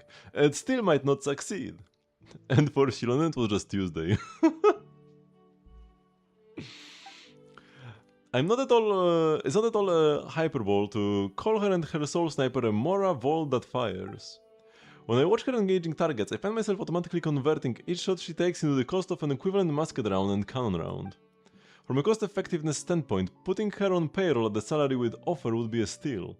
The figures are favorable enough to leave even the most cynical merchants in awe. This seems like it's gone well beyond the question of Mora. I understand. She's also a holder of a Natlan's ancient name that makes her one of the most important figures across all of Natlan, which is why I can really only express this wish to you. I'll think of other approaches, borrowing Miss Chaska's strength whenever possible so the Special Patrol's capabilities can develop in a more well-rounded direction. Chevro's just glazing Chaska. Good any topics that aren't about work? Good question. I think Miss Chaska would be well suited to starring in a crime film, and absolutely in the leading role. A paranormal adventure with a thriller edge to it would also be fitting. Investigating ruins, unearthing ancient powers, working around mysterious factions. Next time I see Director Xavier, I'll mention the idea to him in passing. We've got 2 more NPCs. Honorary Knight, Cog the Gunsmith greets you. May your range estimates be precise and your ballistics ideal. And you are? A member of the support company, normally stationed at Dormant Port. This time I have been sent over to maintain the equipment used in the wargame. Before muskets were issued in bulk, I worked quite a bit with the cavalry company's bow and crossbow shooters in addition to the ranged company, so you could call me an old friend of Horken and Hedwig. And this time the moment word came down about the joint wargame, Hedwig went and named me directly to lead the gunsmith team. Suits me just fine, gives me a chance to really get a feel for the new Fontanian muskets. About the other workings of the observation grenade. Let me guess, you are going to ask, how does it change direction? Huh. The principle isn't actually that complicated. The grenade body uses a low-energy smokeless powder, so its speed isn't anything dramatic. Pair that with the adhesive devices around the observation mechanism, and on impact it sticks to the target. Then the side-mounted tracer at the rear ignites, sending out a hit confirmation signal. The remaining space in the warhead is packed with directional charges. Once it's been remotely guided to point at the next target, igniting those propellants sends it flying onward. And so in a wargame, the observation grenade can perform a limited number of redirections. Which fits the wargame's theme perfectly. With a finite number of shots, achieve the most flawless trajectory.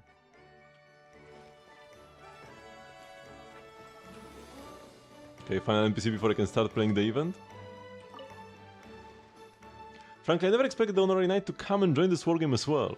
The setup here is quite the production. Friend, what other work do you do? Weird to call her friend. I mean, yeah, we've Hedwig's appeared in events before, but like... us calling her friend, just like that, I know, seems kinda weird. Designated scapegoat. Joking, truth is, it's all classic clerical work. Whatever comes up, I'm the one running negotiations between the Knights, the Pala Mermonia, and the Natlanese warriors. It cuts down on the friction cost of having too many people going back and forth. Potential matters during cooperation also falls to me to handle. And I manage the overall travel and expenses budget for the exchange team. That sounds rough. Well, here we are meeting, aren't we? And then there's our legendary marksman, Captain Chevrus of the Special Patrol, known to put rounds within a 1 arc minute dispersion at 1000 paces. And there is the not evaluable by normal standards Sorian Rider Chaska. Her marksmanship is so absurdly precise, it's like she's got stabilizer mechanisms built into her hands. No matter how messy or exhausting the work gets, I'm coming out way ahead. They could pay me a negative salary and it would still be worth it. Don't say that out loud. Plus, I've been finding the musket suits me rather well. After my injury, I'd given up hope of fighting with a sword again. As it turned out, in the wargame I borrowed Koch's musket and had a few goes at the scenarios. The results were pretty respectable. Maybe I'll be able to return to the front lines with this weaponry someday. The crowd doesn't seem all that big though. By the standards of the early technical exchange meetings, it's a serious turnout. It's a mixed deployment from the ranged, support and general affairs companies. And if our good vice captain of the 5th company hadn't backed off with some peculiar excuse, the knight's presence alone would be enough to wipe out a sizable monster outfit. To say nothing of the Fontaine captain and the Natlanese Sorian riders we've got here as well. So why did they bring... Oops. Why did they bring Koch instead of... Lochen? Oh, she clapped when... She clapped when I bursted, but she's hiding from the skill. You know why I pressed Q? Because I wanted to like pause the game to like regain my mouse control, and I've been playing a lot of Minecraft lately and I have my inventory key bound to Q. So I press Q to open my inventory and then I can like click something on my other screen.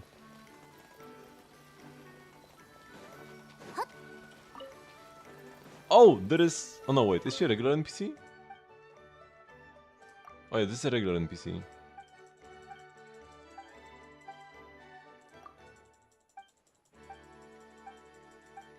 Some NPC can smell your perfume? What do you even mean? What do you mean by smell your perfume?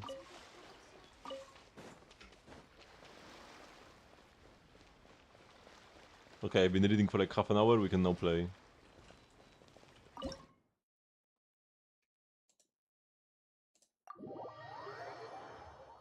There's also the description of the stage, but like, let's skip that.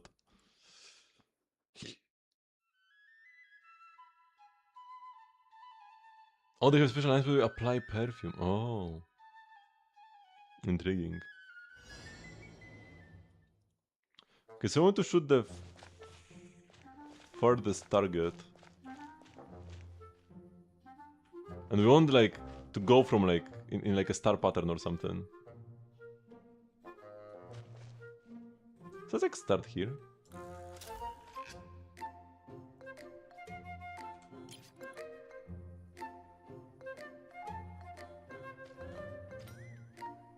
Oh, wait, how does this work? Do I need to position myself so that I... No, I just shoot now, right? Or do I need to mark multiple people? In one go. How does that work with the like markers? If I just shoot now... Some areas have not been marked by reconnaissance. When shot after shooting, you will not be able to return to the elevated position. What does elevated position mean? I'm on the ground. I don't have to mark. So I can just shoot. And from this position I shoot again. Oh, but I cannot access this guy. Nor this guy. Oh, okay, that's a bit of a shame actually. I wanted to shoot this guy from here. But I guess we'll go for this. So wait, what do the markers even do actually? If I mark multiple people, will it bounce between them automatically?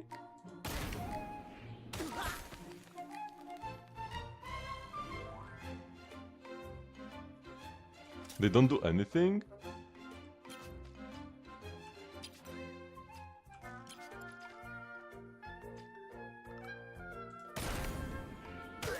Oh, just like... to be of assistance to me, I guess. Wait. This will block the line of sight between them. Right? So I messed up, I'm not gonna hit them all. Oh no, okay. Barely. Okay, we did the star pattern. I wanted it to be a bit better, but this is good enough. A star pattern should be like, you know... Maybe if I started in a different corner. Could be better. Also, wait, if I stood further back at the start, would I get more points for the first shot?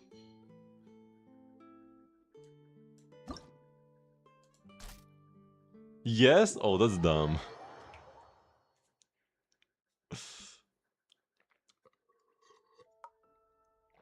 Oh, this guy is moving.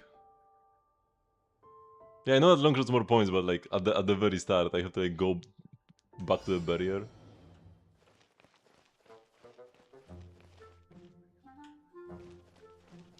So from here, we want to shoot the guy at the very back.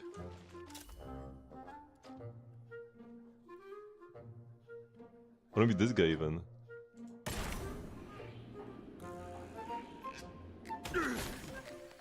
Nice. So now... I guess we go all the way to the other side? Here? They stop as I'm shooting, so I don't have to worry about missing. So how do I want to do this now? Shoot him? And then go like here?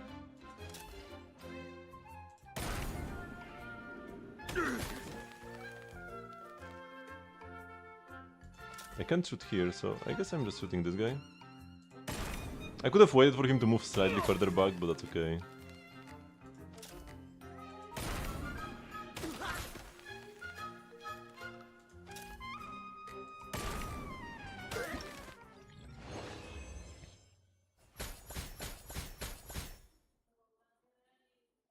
Could have been better here. But still, the first shot was pretty impressive. Most of the points were from the very first shot.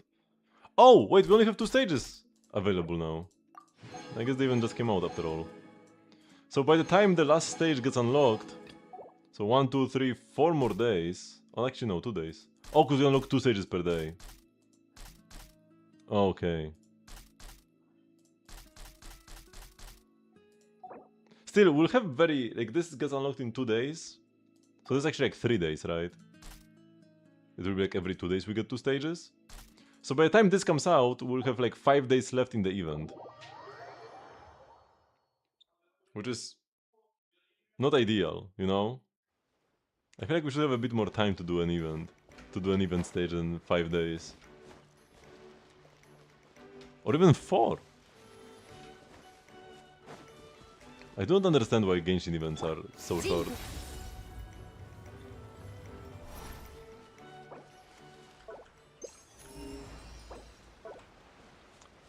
Okay, so this didn't take too much time. So I guess we go to the other event. There's also Abyss to do. But we have a lot of time for the Abyss. We have more time for Abyss than for Science Summer Fontinalia. There's also Stygian. I haven't even done like Fearless yet. Can get Citlali in 30 pulls. Good luck. Nobody from my friends is clear dire except for Pape. I should at least clear Fearless for now. Yeah, let's do that.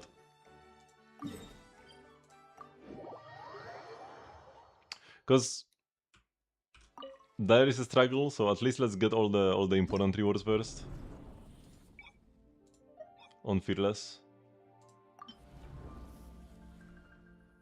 Oh, I have my Sandron is Giga under leveled, but that's fine.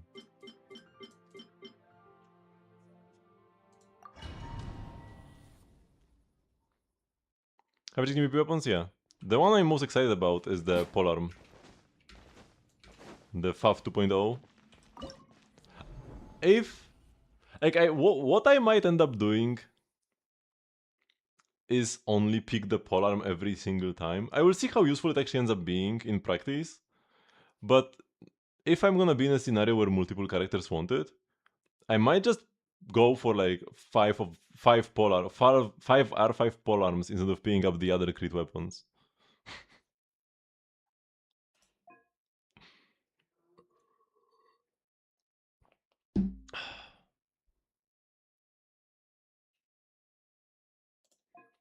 Esco? I'm not even sure if it will be that good on her. Because Skerk deals all of the team's damage and doesn't use energy. And all the supports can just build a lot of ER and like they don't care.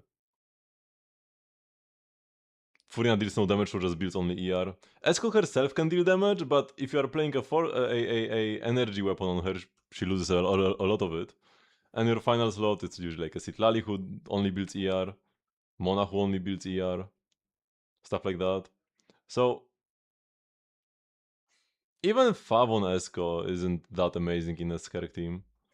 Unless you need to batter your Furina at the start of combat or something. Like usually you want energy for Esco herself, if anything. And the weapon gives energy to other teammates, right?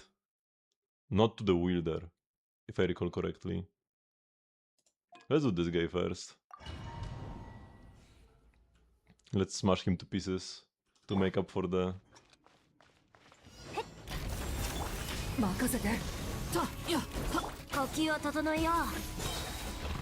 for the dire failures.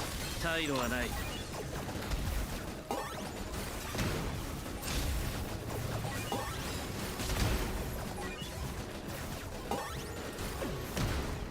退却。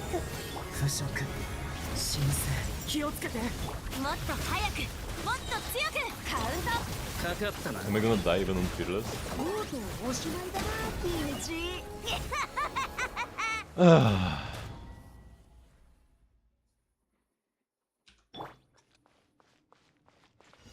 拒絶。危ない。呼吸を整え。Yeah, I don't think I'm doing that at this much, man. 動け。退路はない。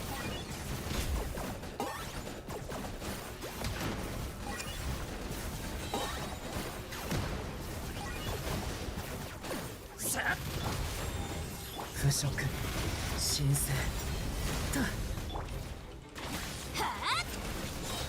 ラストスパート。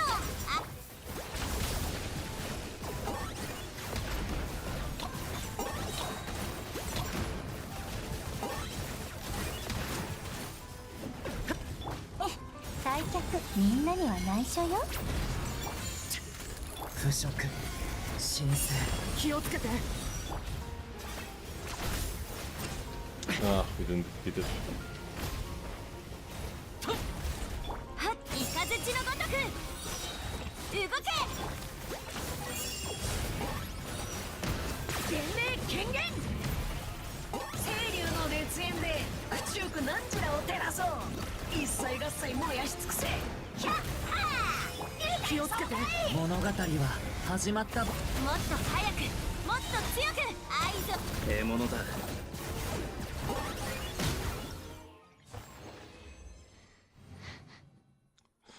Man. That's a pretty bad time. And this guy has triple the HP in Dire. Triple. Now, a lot of the fight is just waiting at the very start, and it's like exactly the same in Fearless and Dire. The shield at the beginning. So, even though he has triple the HP, you don't need to have like... You don't need to clear 3 times faster. Because the real time of this fight, you lose like 30 seconds waiting at the start, and then you have like a 50-second clear, right? So in Dire, I would also have like 30 seconds, and then because he has triple the HP, I would take like 150 more. So I would need like 180 seconds to kill him, instead of 240 seconds. Which is still more than the 120 you are allowed. So, like, we can't clear.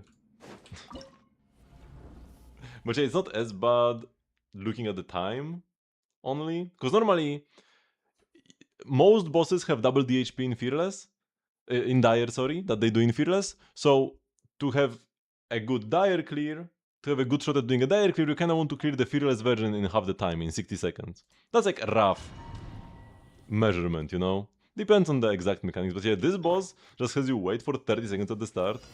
So that's pretty stuff. 安全距離。目を閉して。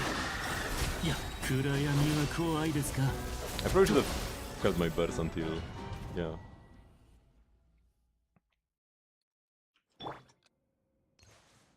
移して掃除隊6308。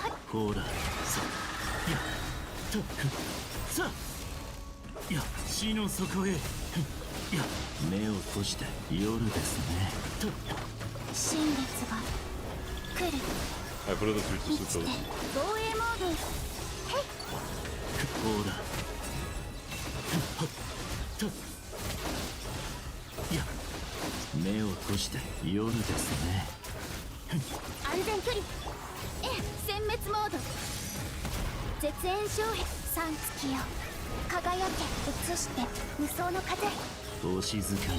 ほら、死の底へ。せい。目を閉して死の底へ。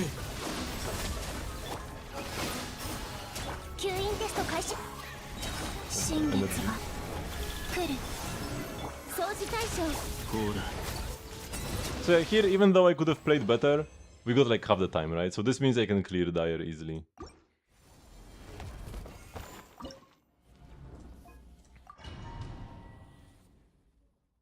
You've been crafting weapon EXP every day? What? Don't do that, bro. 平穏。チョック15。さあ一休みしたいわ。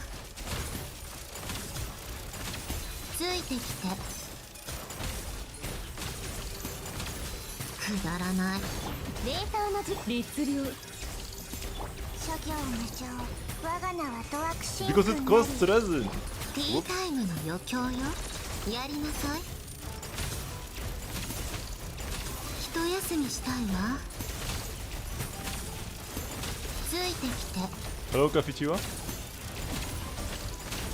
くだらない。 Whoops. 低温調理直呪言律令戦法を開け、権限せよ。 Oh, we have to go to the second shield. That was a bit too slow. ついてきて、演算開始。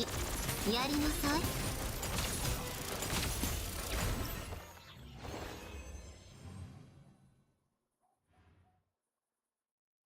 Oh, you mean okay? You just mean the regular weapon EXP from?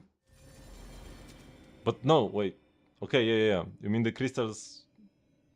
Sure. Yeah, that's absolutely fine.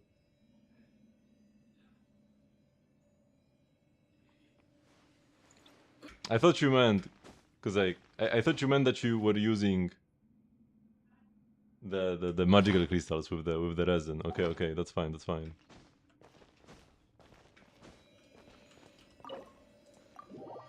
Yeah. Okay, because I've actually been crafting weapon EXP every day. Sounds like doing something unusual, right? So I assumed you meant with like the resin, because like yeah, crafting weapon EXP. Sure, that's normal. Nothing weird about it. Nothing weird about doing it every day either. It's just a weird proclamation to make, I guess.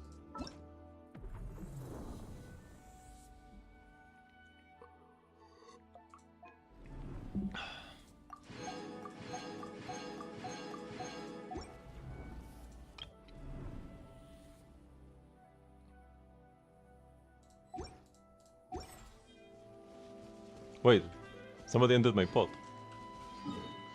I didn't read who though.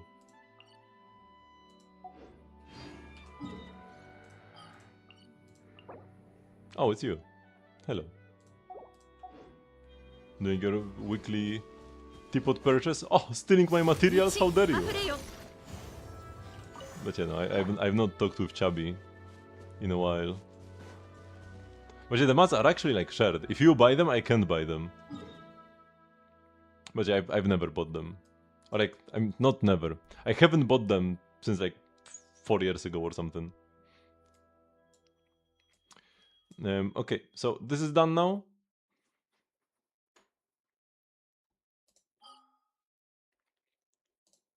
So I guess it's time to do more of this event.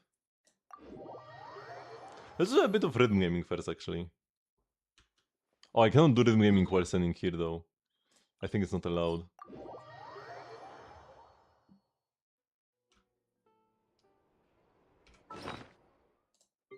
Let's go here. Repertoire of myriad melodies.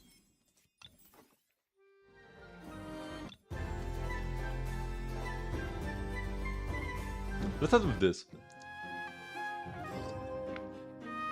A more chill song to warm up.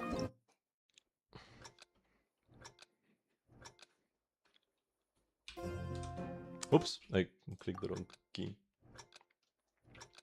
On the second note.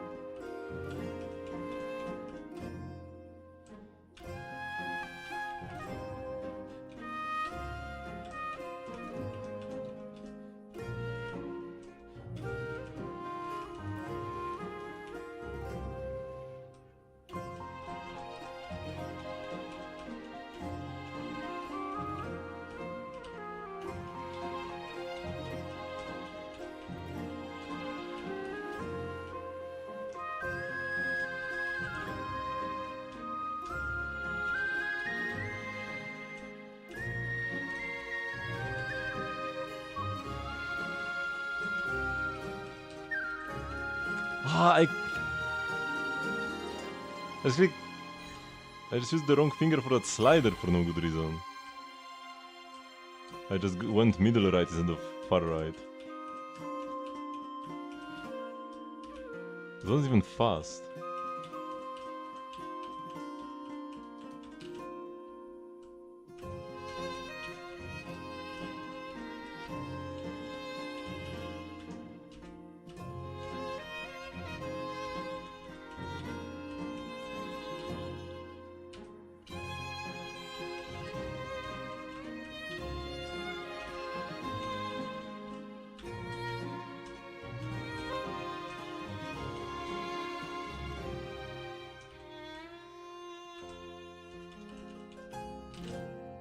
Oh, and they got a good at the end as well. Okay, whatever.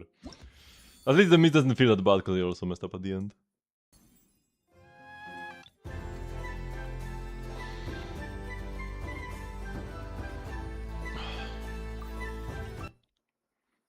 Time for a banger.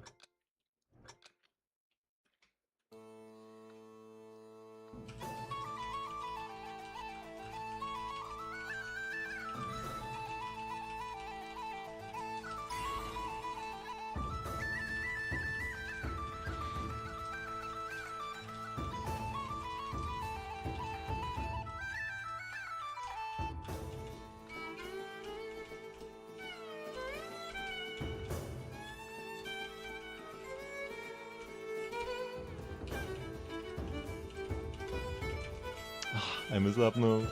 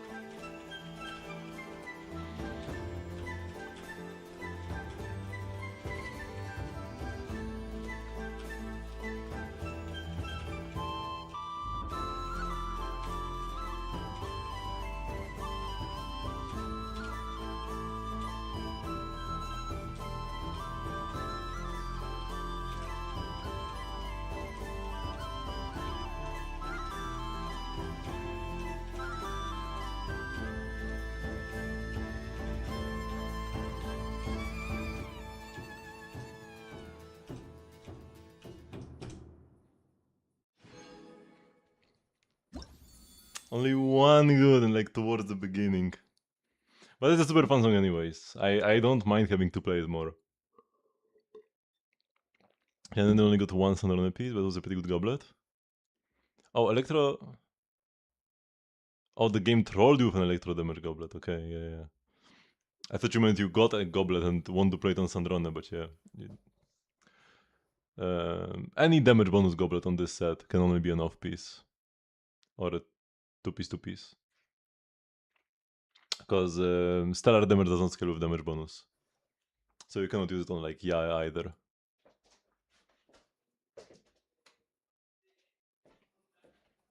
It's not even like damage bonus would be a bit worse, it would just be kinda worthless.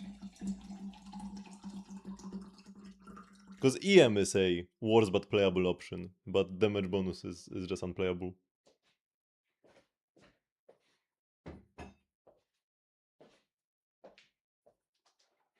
Your best EM group when it comes is 13 crit value. That's just 2 crit substats. What do you mean? You could like craft one and have a guaranteed. Like 20-ish.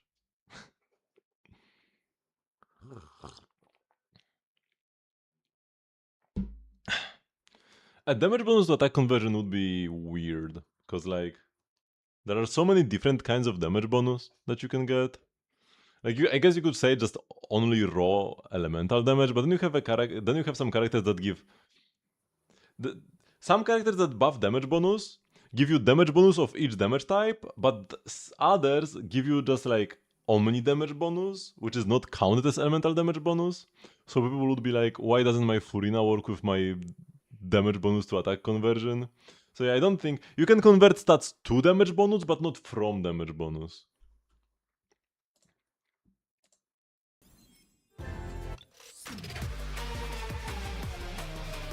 And the funny thing, I think Hoyo is like intentionally trying to make attack goblets more desirable for these characters, because damage bonus goblets dominated for so long.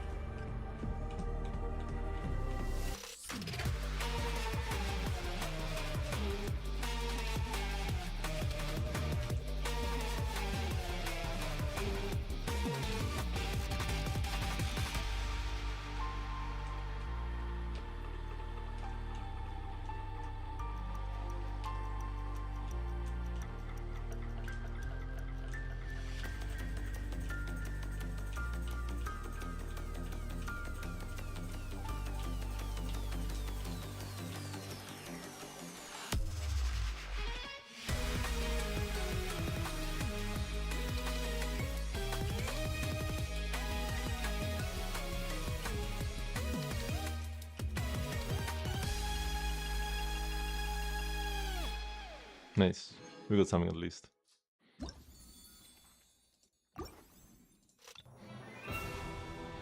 Dottore 1.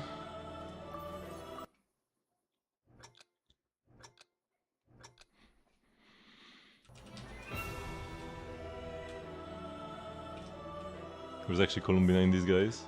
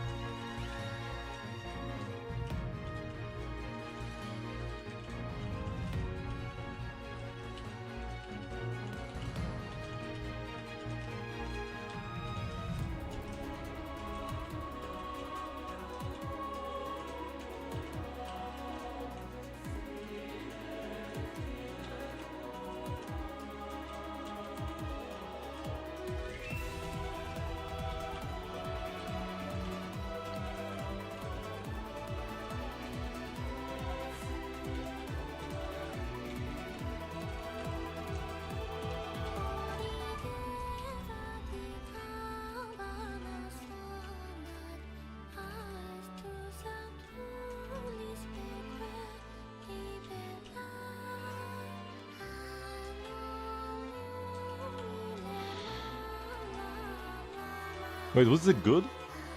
Were they good? The slider?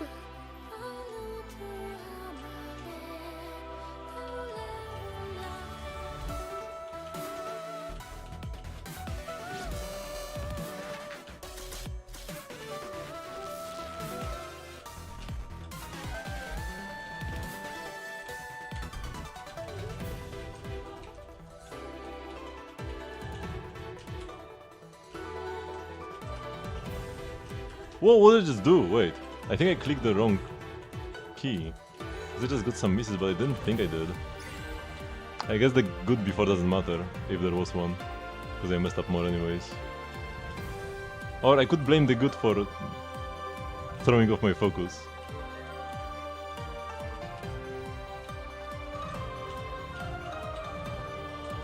But I got the hard sections correct.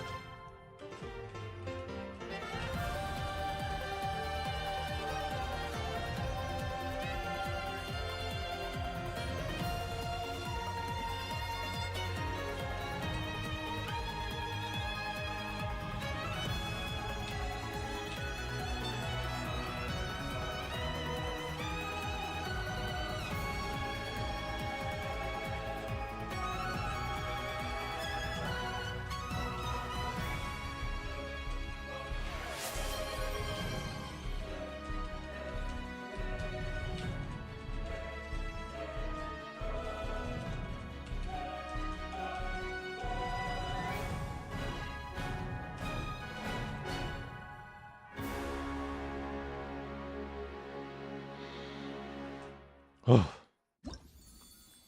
One good, one miss. Okay, check out the Sandrone. Oops. Okay. Got level 90. She doesn't care about level 90 all that much, actually. It's just some base attack. It's kind of like Flynn's, but a bit worse even. Because at least Flynn's gets lunar charge damage. Sandrone doesn't have reaction damage in her kit. So we'll get a bit of base attack. So she's a pretty low priority for level 90. But if you are not sure on Mora, it's fine, of course. Skill levels 9, 6, 8. All of her skill levels actually matter quite a bit. Burst is good. Even the skill deals decent damage thanks to her passives. Tidal Shadow is... yeah, as long as you have a healer, which you should. Because yeah, there is Chichi and Diona this patch, Alyosha next patch. All of her best teams include healers by default. So yeah, easy to trigger, lots of attack, solid weapon. Yeah. Don't have any attack percent on your artifact, which is a bit of a shame. Now you do get a lot from the weapon already, but still, attack percent is a good substat, so a bit of a shame to not see it on a single piece. EM is a nice stat as well, you only have 2 subs. 56 crit rate. You do get 16 from here, and you can get cryo resonance usually as well. So that's plus 31. That means 87 crit rate. Still not the greatest, but I guess it's okay. And then 190 crit damage. Yeah, without a crit weapon, this is an okay crit ratio. 87 to 190. 53 R is way too much. I mean, it's not like you can have too much ER, but like you would really want this to be other stats. You would want this to be attack percent EM, or of course crit, but yeah, hard to roll. Like your crit rolls are already pretty good, right? So now you just want to convert those ER rolls. You want to get pieces that roll similarly into crit rate, but instead of ER they have attack percent or EM. That would be like your goal. Yeah, I have said that you get 16 crit rate from disenchantment and then 15 from cryo resonance usually. So that's 31 crit rate you get in combat.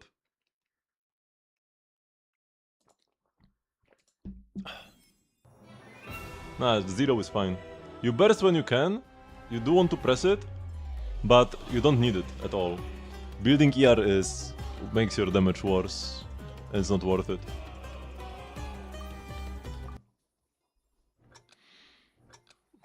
So her ER stat goal is 0. If you have an ER sub or 2, it's okay. But you don't want to sacrifice other stats for ER.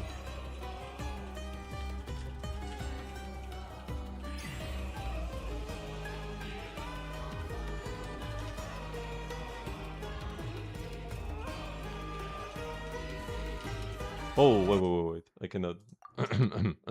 I wasn't focused. And I messed up on this thingy. Messed up early, now that I will reset.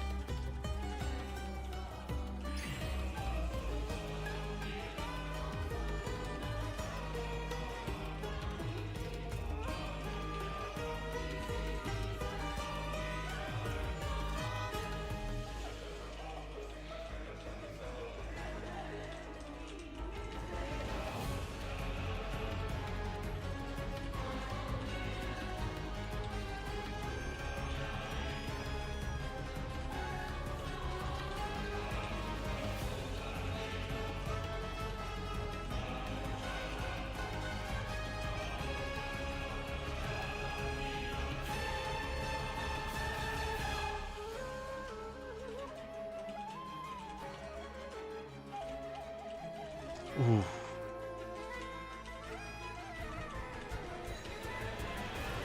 I clear the hard parts and then I fail on some like slider BS again.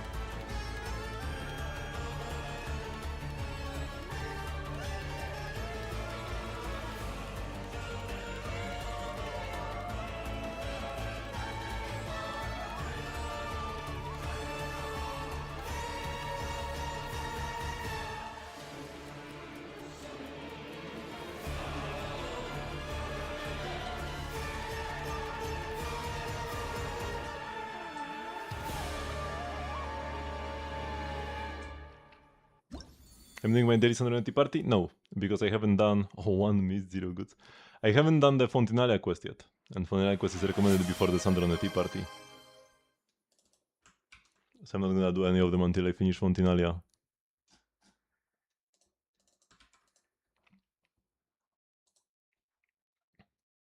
There's no... Oh no, there is Sparksy actually.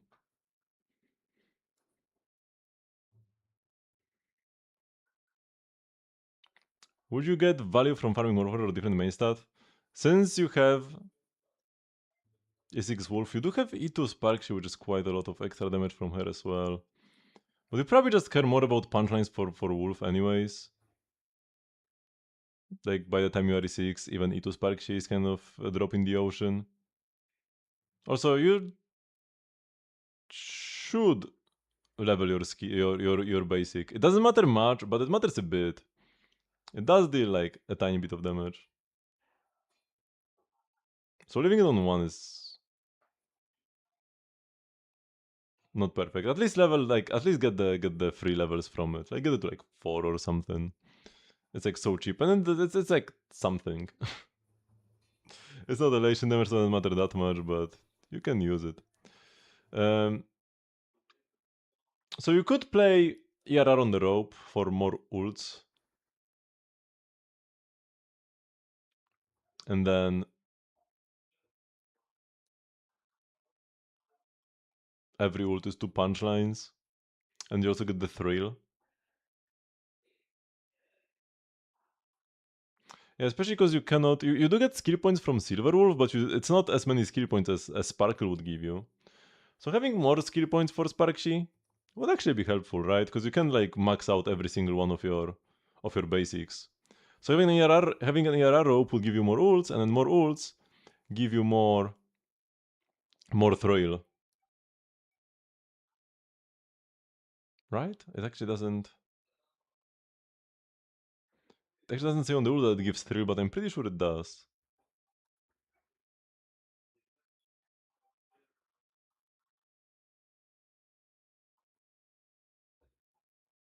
No?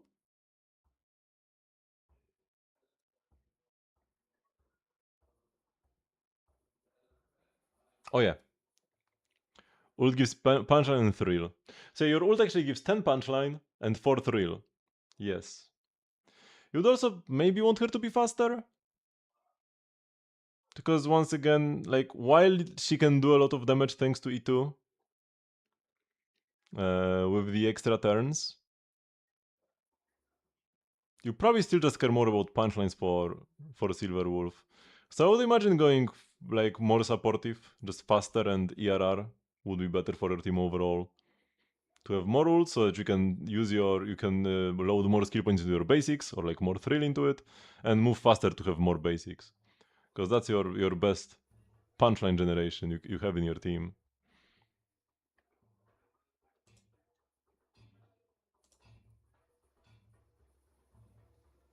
My neighbors are playing on some drums or what? Hope it doesn't throw my rhythm off.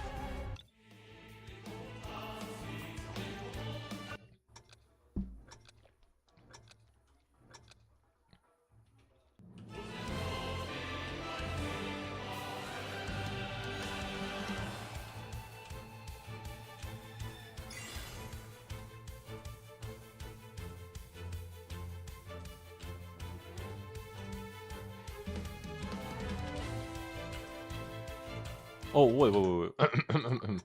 I'm gonna blame my neighbors. Oh, the drums have stopped now, though.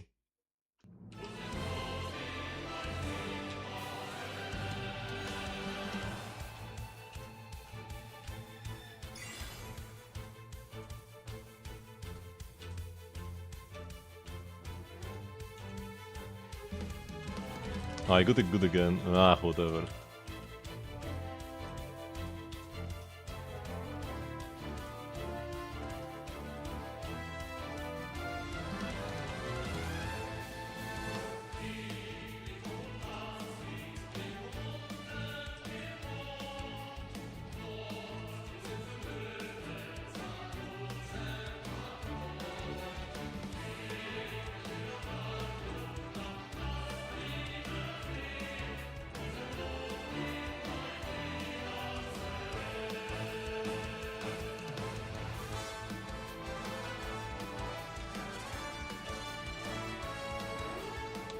I double tapped the slider. It's not like I tapped instead of holding, I just like did a quick double tap and then like held.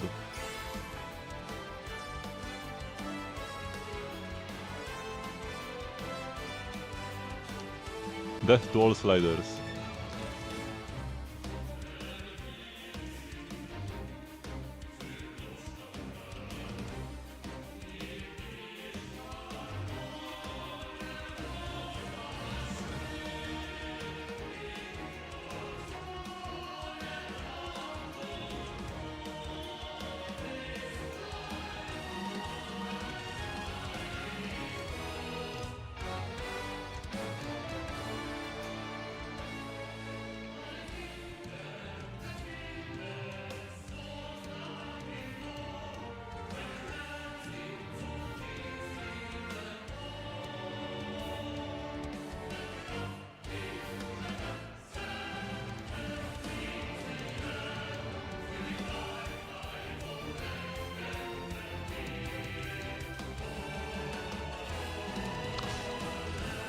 Once again, tap the slider.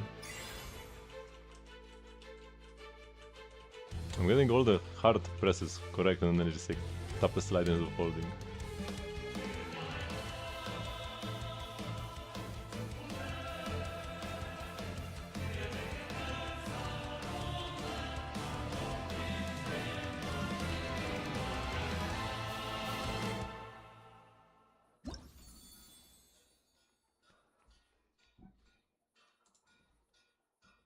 $2,500? Yeah. Like she has this attack to elation passive that caps at 3k, right? Because 80 divided by 5 is 15. Or no, 16. So it's 3600 actually, that's the cap. So you are quite a bit under the attack to elation conversion thingy, but yeah, you don't need to max it out, it's really fine. Getting more punchlines for your Silver Wolf is the utmost priority.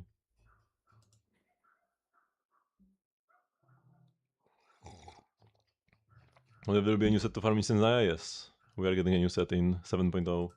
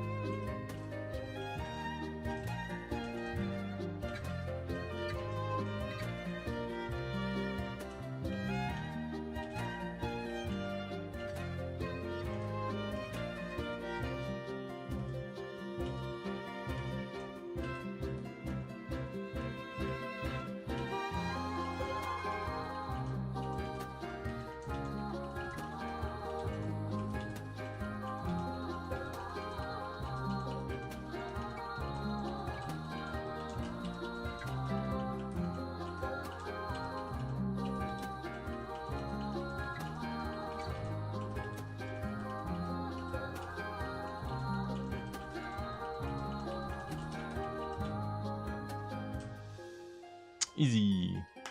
So yeah, we are getting a Stellar Swirl DPS set, which is identical to the Stellar Conduct one and just says Stellar Swirl on it instead. Also gives you like 16 crit rate.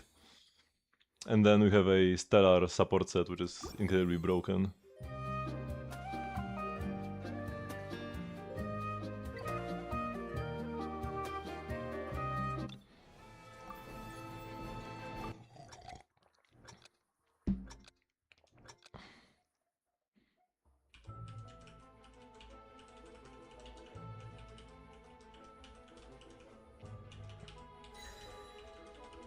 You should watch other people play and try to replicate what they do.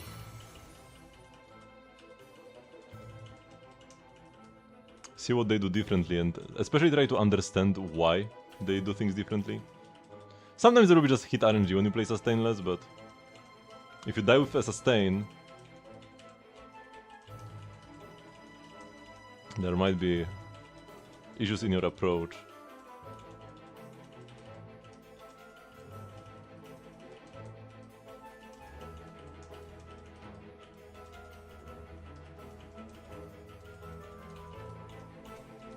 Especially because Silverwolf has a very high skill ceiling. One of the highest in the game. There's a lot of optimization to be done for Silverwolf. E0 Silverwolf can clear better than like E2 if you play her well. Like, well played E0 is better than badly played E2. And her E2 is broken.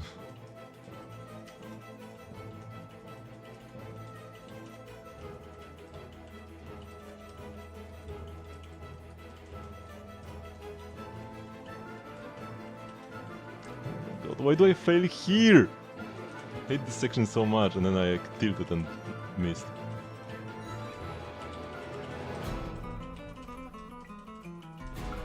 There are so many more exciting spots to get a miss on, and not there.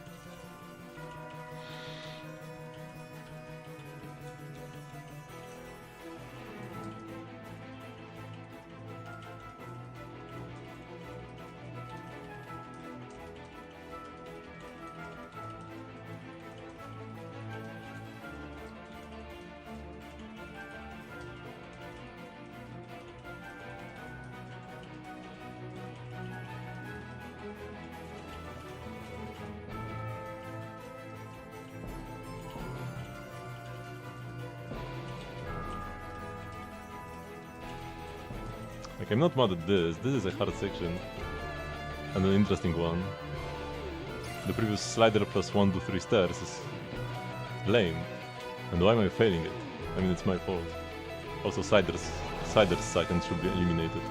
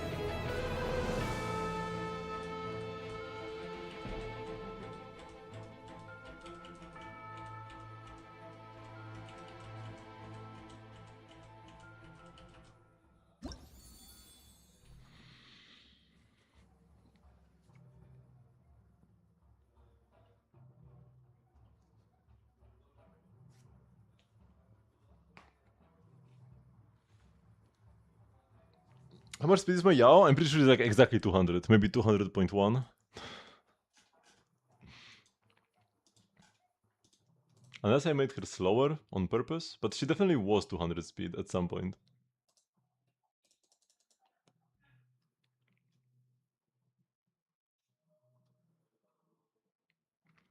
We got 0 crit rate rolls on your Strickland and Goblet form of week. I would overcut crit with the full set. Maybe Serpent Spine and it. It can be a bit rough with a crit rate weapon. Although it shouldn't be that bad. How much crit rate do you have on your other artifacts? You should be able to have like a crits up here and there.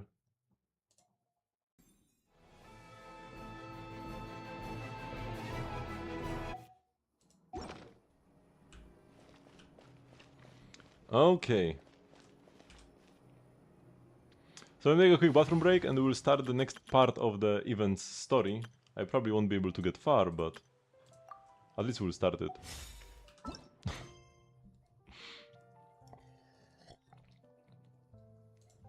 So we'll be right back.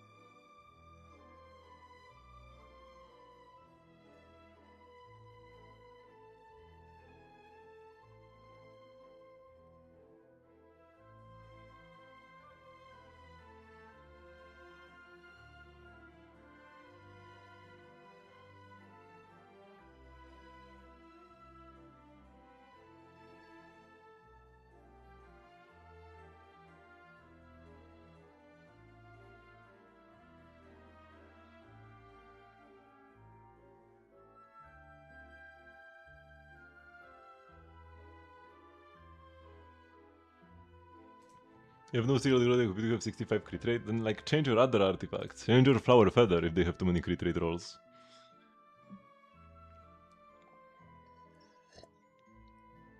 Because like overcapping 10 plus crit rate is pretty terrible. You can't have that.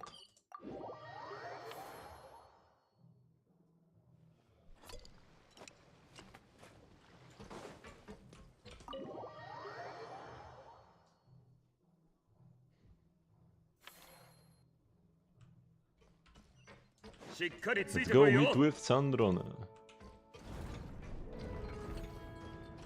Oh, excuse me, door. 来たのね。早速出発するわよ。グザビエたちがもうすぐ来ちゃうわ。お前の方はどうだ？昔住んでた家の場所は分かったのか？ええ、すでに大体の位置は演算できているわ。あとはいくつかの場所に行ってサンプルを採取するだけよ。持ち帰って分析すれば正確な位置と入り口がわかるわ。よし、じゃあ出発しようぜ。 Oh, it was that simple. Oh no, we are entering a special quest thingy.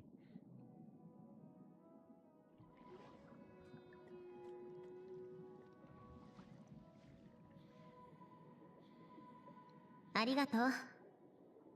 これでいいわ。戻りましょう。そろそろグザビエたちも取り終わっているはずよ。この時間なら今日中にアランと私の昔の隠れ家を見つけられるかもしれないわ。お前、なんだか楽しそうだな。そうかしら。プロセスにおけるエラーがもうすぐ解決できそうだからほっとしているだけじゃない？さて、無駄話はこれくらいにして仕事に取り掛かるわよ。ああ、でも今日は側面の方から入りましょう。甲板を通ったら撮影チームの人たちに出くわすかもしれないでしょ。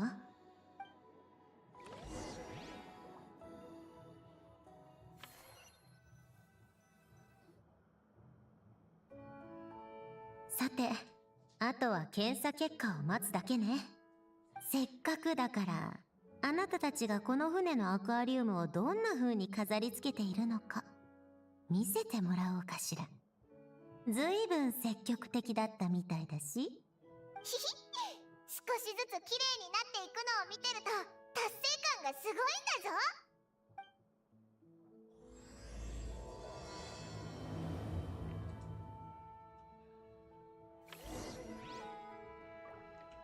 ぞ。 Sandrone Sig. What does it give again? 44 crit damage, 28 attack. High base attack. The high base attack doesn't benefit Movika that much, but I mean, her own Sig also has high base attack. Even higher than this, no? Yeah. Because you get you get so many flat attack buffs from like Bennett and or Janssen. But yeah, like this is decent, especially if you overcap with Serpent Spine, and this is gonna be like miles better. And also Serpent Spine is bricked in Stygian, because you cannot pre-stack the stacks. Because Serpent Spine is only good because you can like just wait 20 seconds before each fight to get all the stacks immediately at the start. You can do this in Stygian, so it's pretty bad. Not like unplayable, but way worse in Stygian than like most calcs would assume.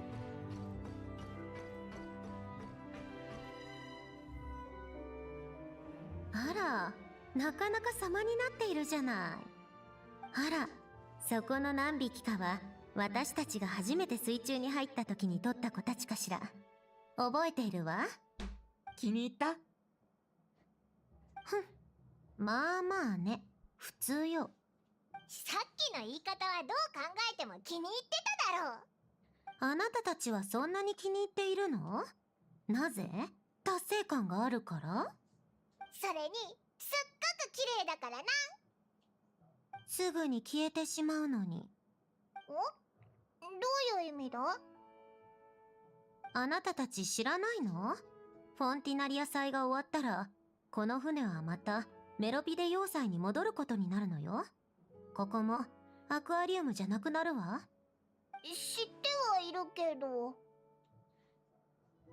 だからどれだけ綺麗に飾り付けたところでフォンティナリア祭が終われば全てなくなってしまうのよ。でもだからって何もせずにそのまま置いておくわけにもいかないだろ。そっちの方が逆にもったいないぞ。でも結局は失うことになるのよ。どうしてわざわざ労力をかけようとするの？それはだってその家庭で得たものは残るよ。その経験は唯一無二でかけがえのないものだ。でもそれじゃあ失った時余計に悲しくならないかしら。そう言われると確かにそうかもな。でもオイラたちはその過程で手にした楽しい思い出と一緒にこれからも生きていくんだ。つまりそうもっと物事の楽しい一面を見るべきだって言いたかったんだ。それにほらこの綺麗な景色は永遠に収められ永遠に残るんだぜ。それらを思い出す時あなたたちの心に浮かんでくるのは楽しい思い出ばかりってわけかしら。そうだぞ。家庭の楽しい一面を見るね。旅人？君たちもう帰ってきたの？何かまずいことでも起きたの？私たちを見た途端慌てちゃって。君たちどこから帰ってきたの？甲板の方で見かけなかったけど。ってそんな早いじゃない。早くギオタンさんが隠れるのを手伝って。もうすぐ撮影チームの人たちがこっちで撮影を始めちゃうから。え？この時間なら帰っているはずじゃないの？ちょっとしたトラブルがあって遅れちゃったの。 I don't think she's 戻っ supposed てく to る be 前に here. 知らせようと思ってわざわざ甲板で待ってたのよ。 I probably have some side quest with her related to like the gameplay of the event. And she's just standing here right in between us. とにかく早く船長室に戻って本当に鉢合わせちゃう。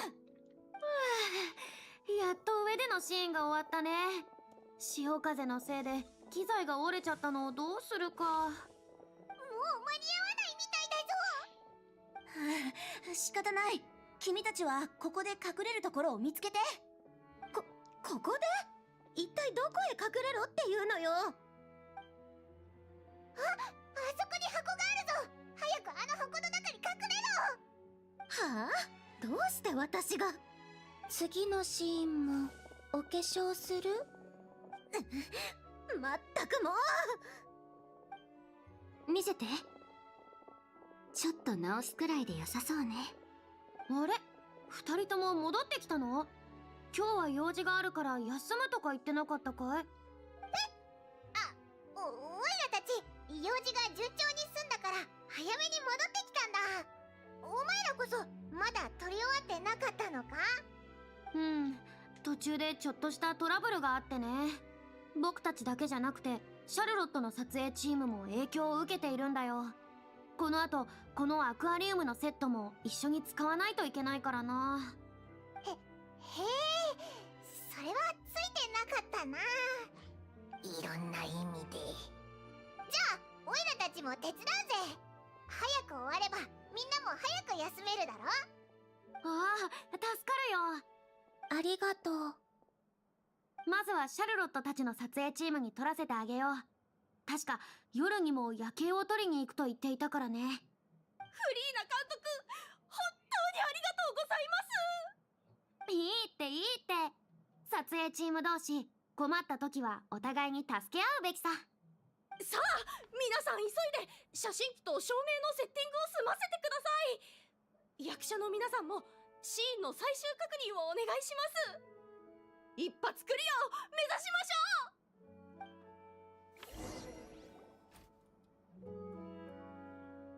う。よし、配置について。3、2、1、スタート。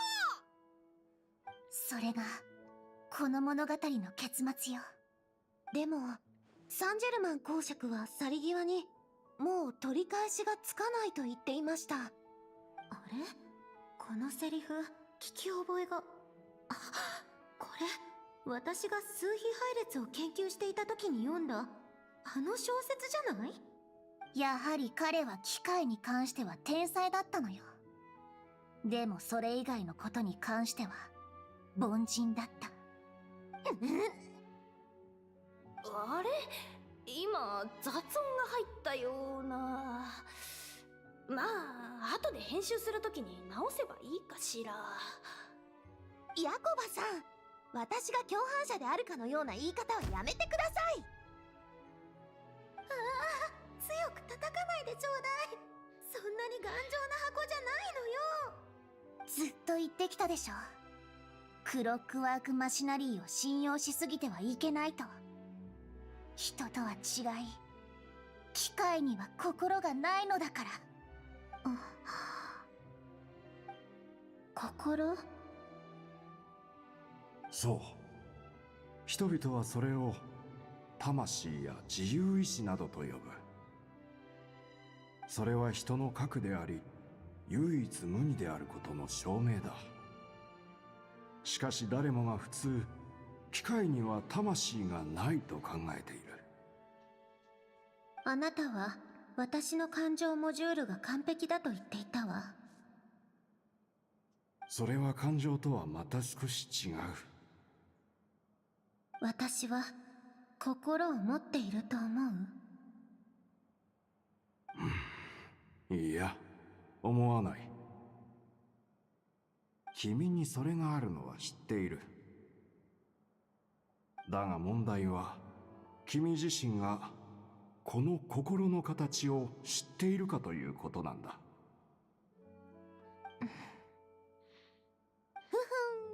全然わかっていませんね。腹立たしいわね。どうして私が箱に閉じ込められてこんな目に遭わなきゃいけないのよ。結局のところ、時計の針は静筆なる歳月とともに進み、魚は澄み切った原水の中を泳ぎ回る。どれほど壮大な夢も等しく、寂しく、言葉もなく、静かに幕を閉じていく。カット。長いシーンだったね。どうだったカット君？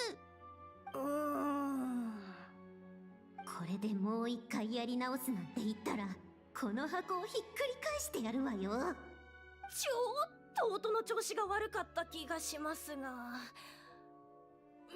演技は良かったのでこれでいただきます。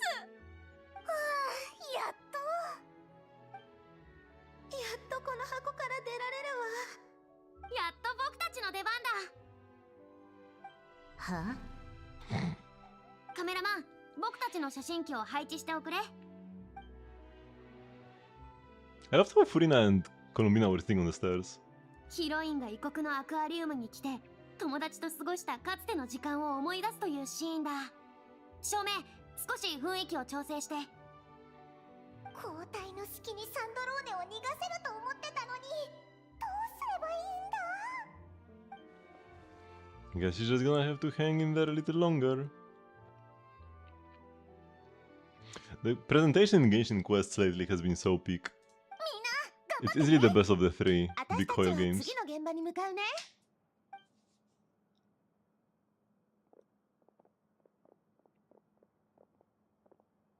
They よし。 ditched PS4 and now 周 they り are のスタッ free. フは静かにしてくれ。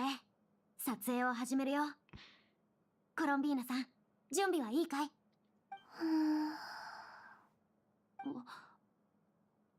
コロンビーナさん？彼女が好きそうな魚。回して、このまま始めよう。魚の群れについていって餌を探すことも他の魚を食べることもなく、ただ静かに花園みたいなサンゴの中でじっとしてる。海面の雷や嵐も自分には関係ないみたいに。それでも結局は嵐の前に立った。だから私、あの物語は違うと思う。彼女も私たちと同じ心があった。コロンビーナ。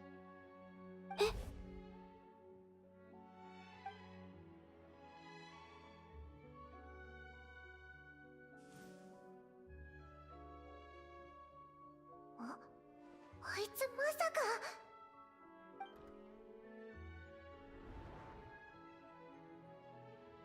はあ。あれ、どうしたんだ？カット。コロンビーナ、どうした？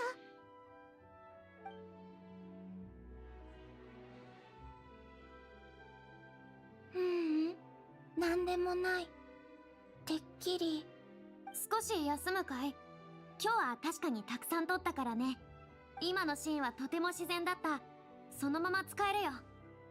ありがとう、フリーナ監督。でももう大丈夫。続けよう。本当に？わかったよ。それなら雰囲気のある風景カットをいくつか撮ってから屋外シーンに移動しようか。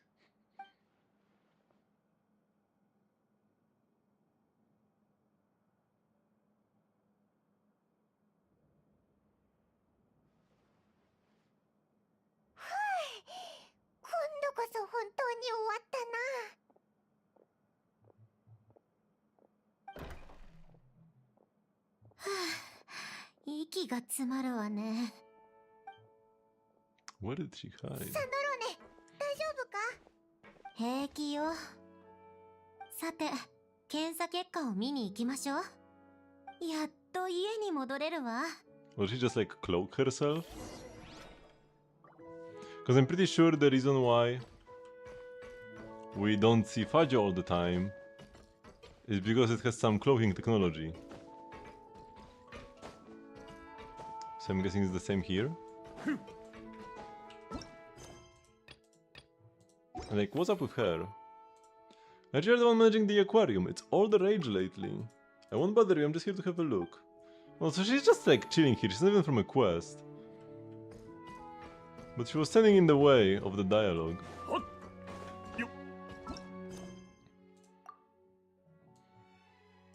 I think I'm gonna stop it here. We still need to do some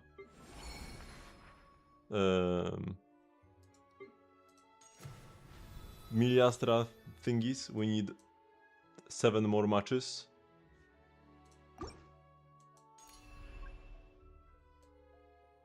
Actually, no, that's not what I click. I click here. Oh! What do you mean unable to enter Miliastra, man? I have to TP like to the side and then TP to Miliastra?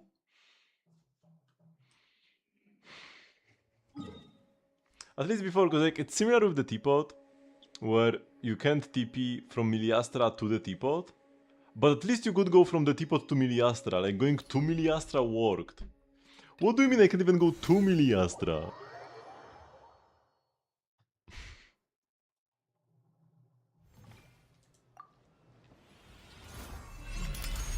From the ship. The ship is even worse than the teapot and the Imaginarium Theater.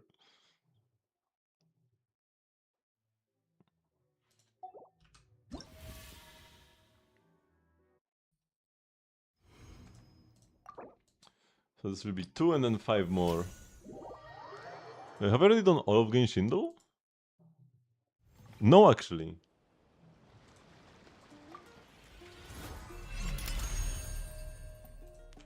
We only did the Star Rail character.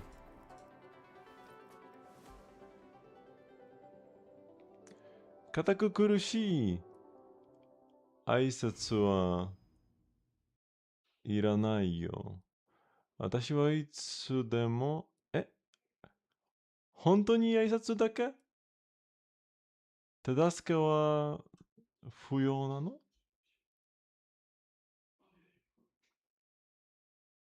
It's like I don't need a formal introduction. But like, really, you just want the introduction? You don't need any help?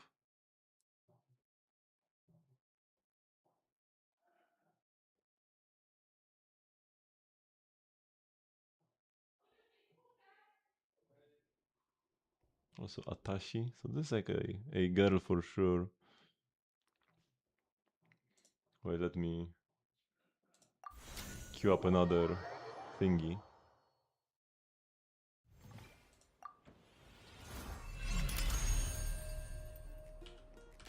No, it's not gonna be the Herta.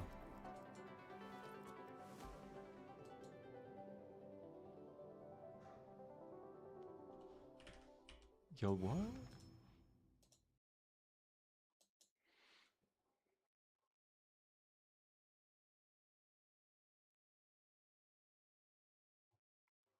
I was trying to imagine who would be like, eh? 本当に挨拶だけ?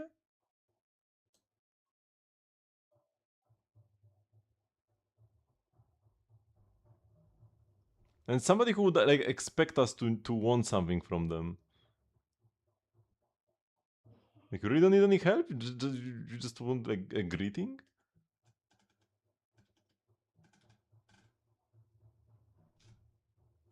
I don't know, man.「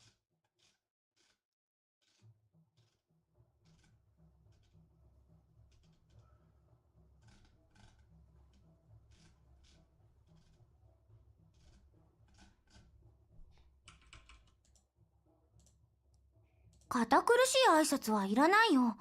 私はいつでも」え？本当に挨拶だけ？手助けは不要なの？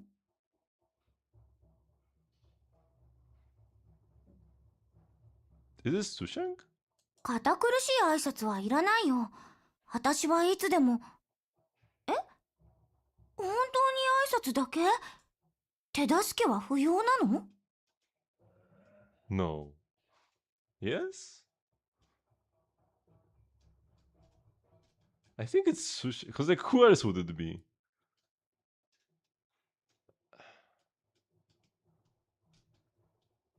Something doesn't quite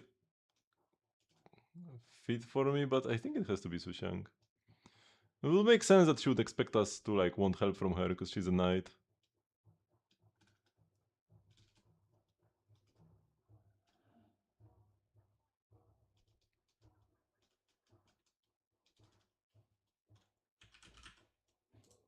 Okay, it was Sushang, good. It was a tough one.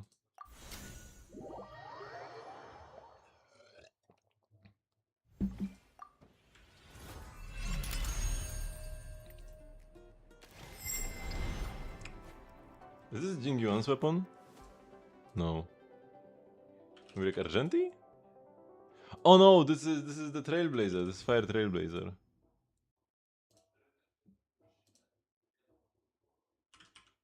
Ratio? Full card?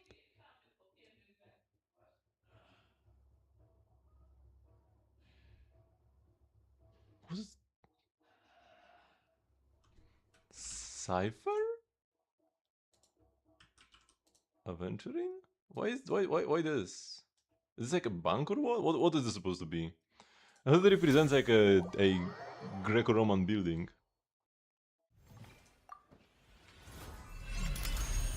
So it was kind of like thought ratio or cipher. I don't even know what they were going for with that building. Physical?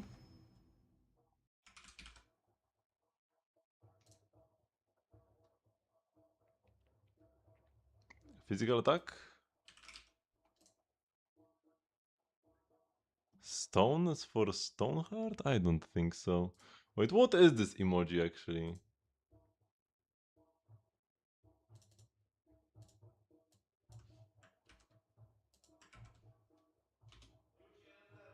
Yeah, it's a bank. It's supposed to be a bank.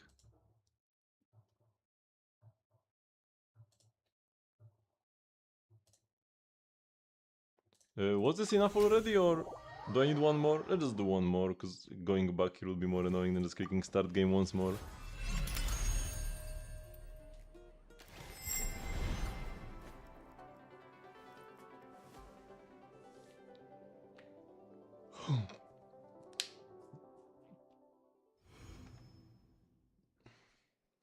And that was definitely enough.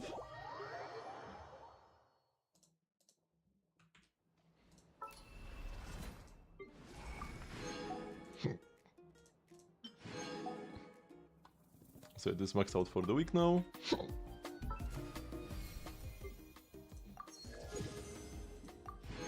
What?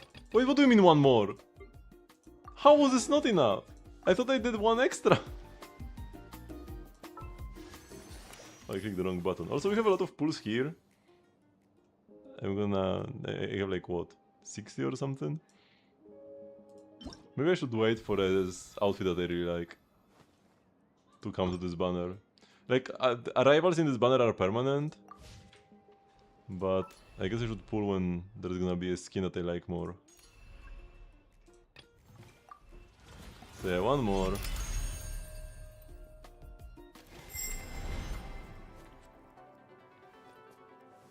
You're taking the horse outfit? I also use the horse outfit most of the time. But then I had to change the outfit for the like 60 Primogem thingy. Like get Primogems by playing a recent outfit. And then I just like never bothered to change it back. I still have it saved as a thingy here. Wait, no, not this. This. Oh no, wait, this is... Wait, what? Oh, this was supposed to be the horse one. So I broke it.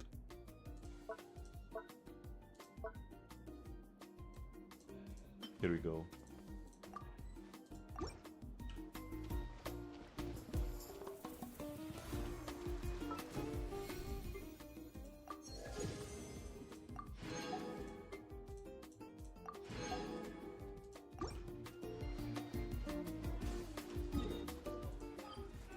And yeah, we got a similar thing in Zenless as well.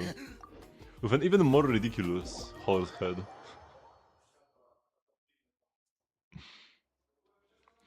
And recently, in the recent livestream for 3.1 in Zenless, they said that they are gonna make it so that you can see your outfits in cutscenes more often. So I'm definitely gonna use the horse head now. See if it actually works. Yep.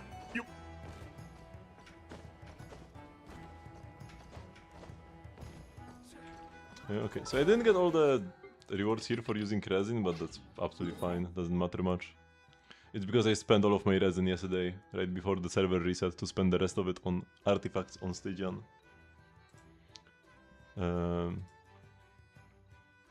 Okay, so thank you everybody very much for watching. This will be it for the stream for today. I do stream almost every day at 8 PM CEST, which is 3 hours before now. And tomorrow we'll be playing some...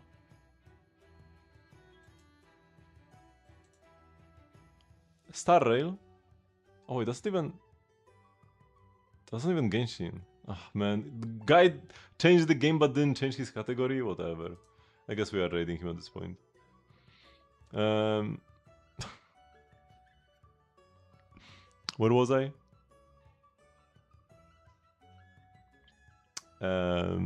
Next Genshin stream is gonna be on Monday, so yeah, tomorrow's Star Rail, Monday Genshin, and I will see you then. Bye bye!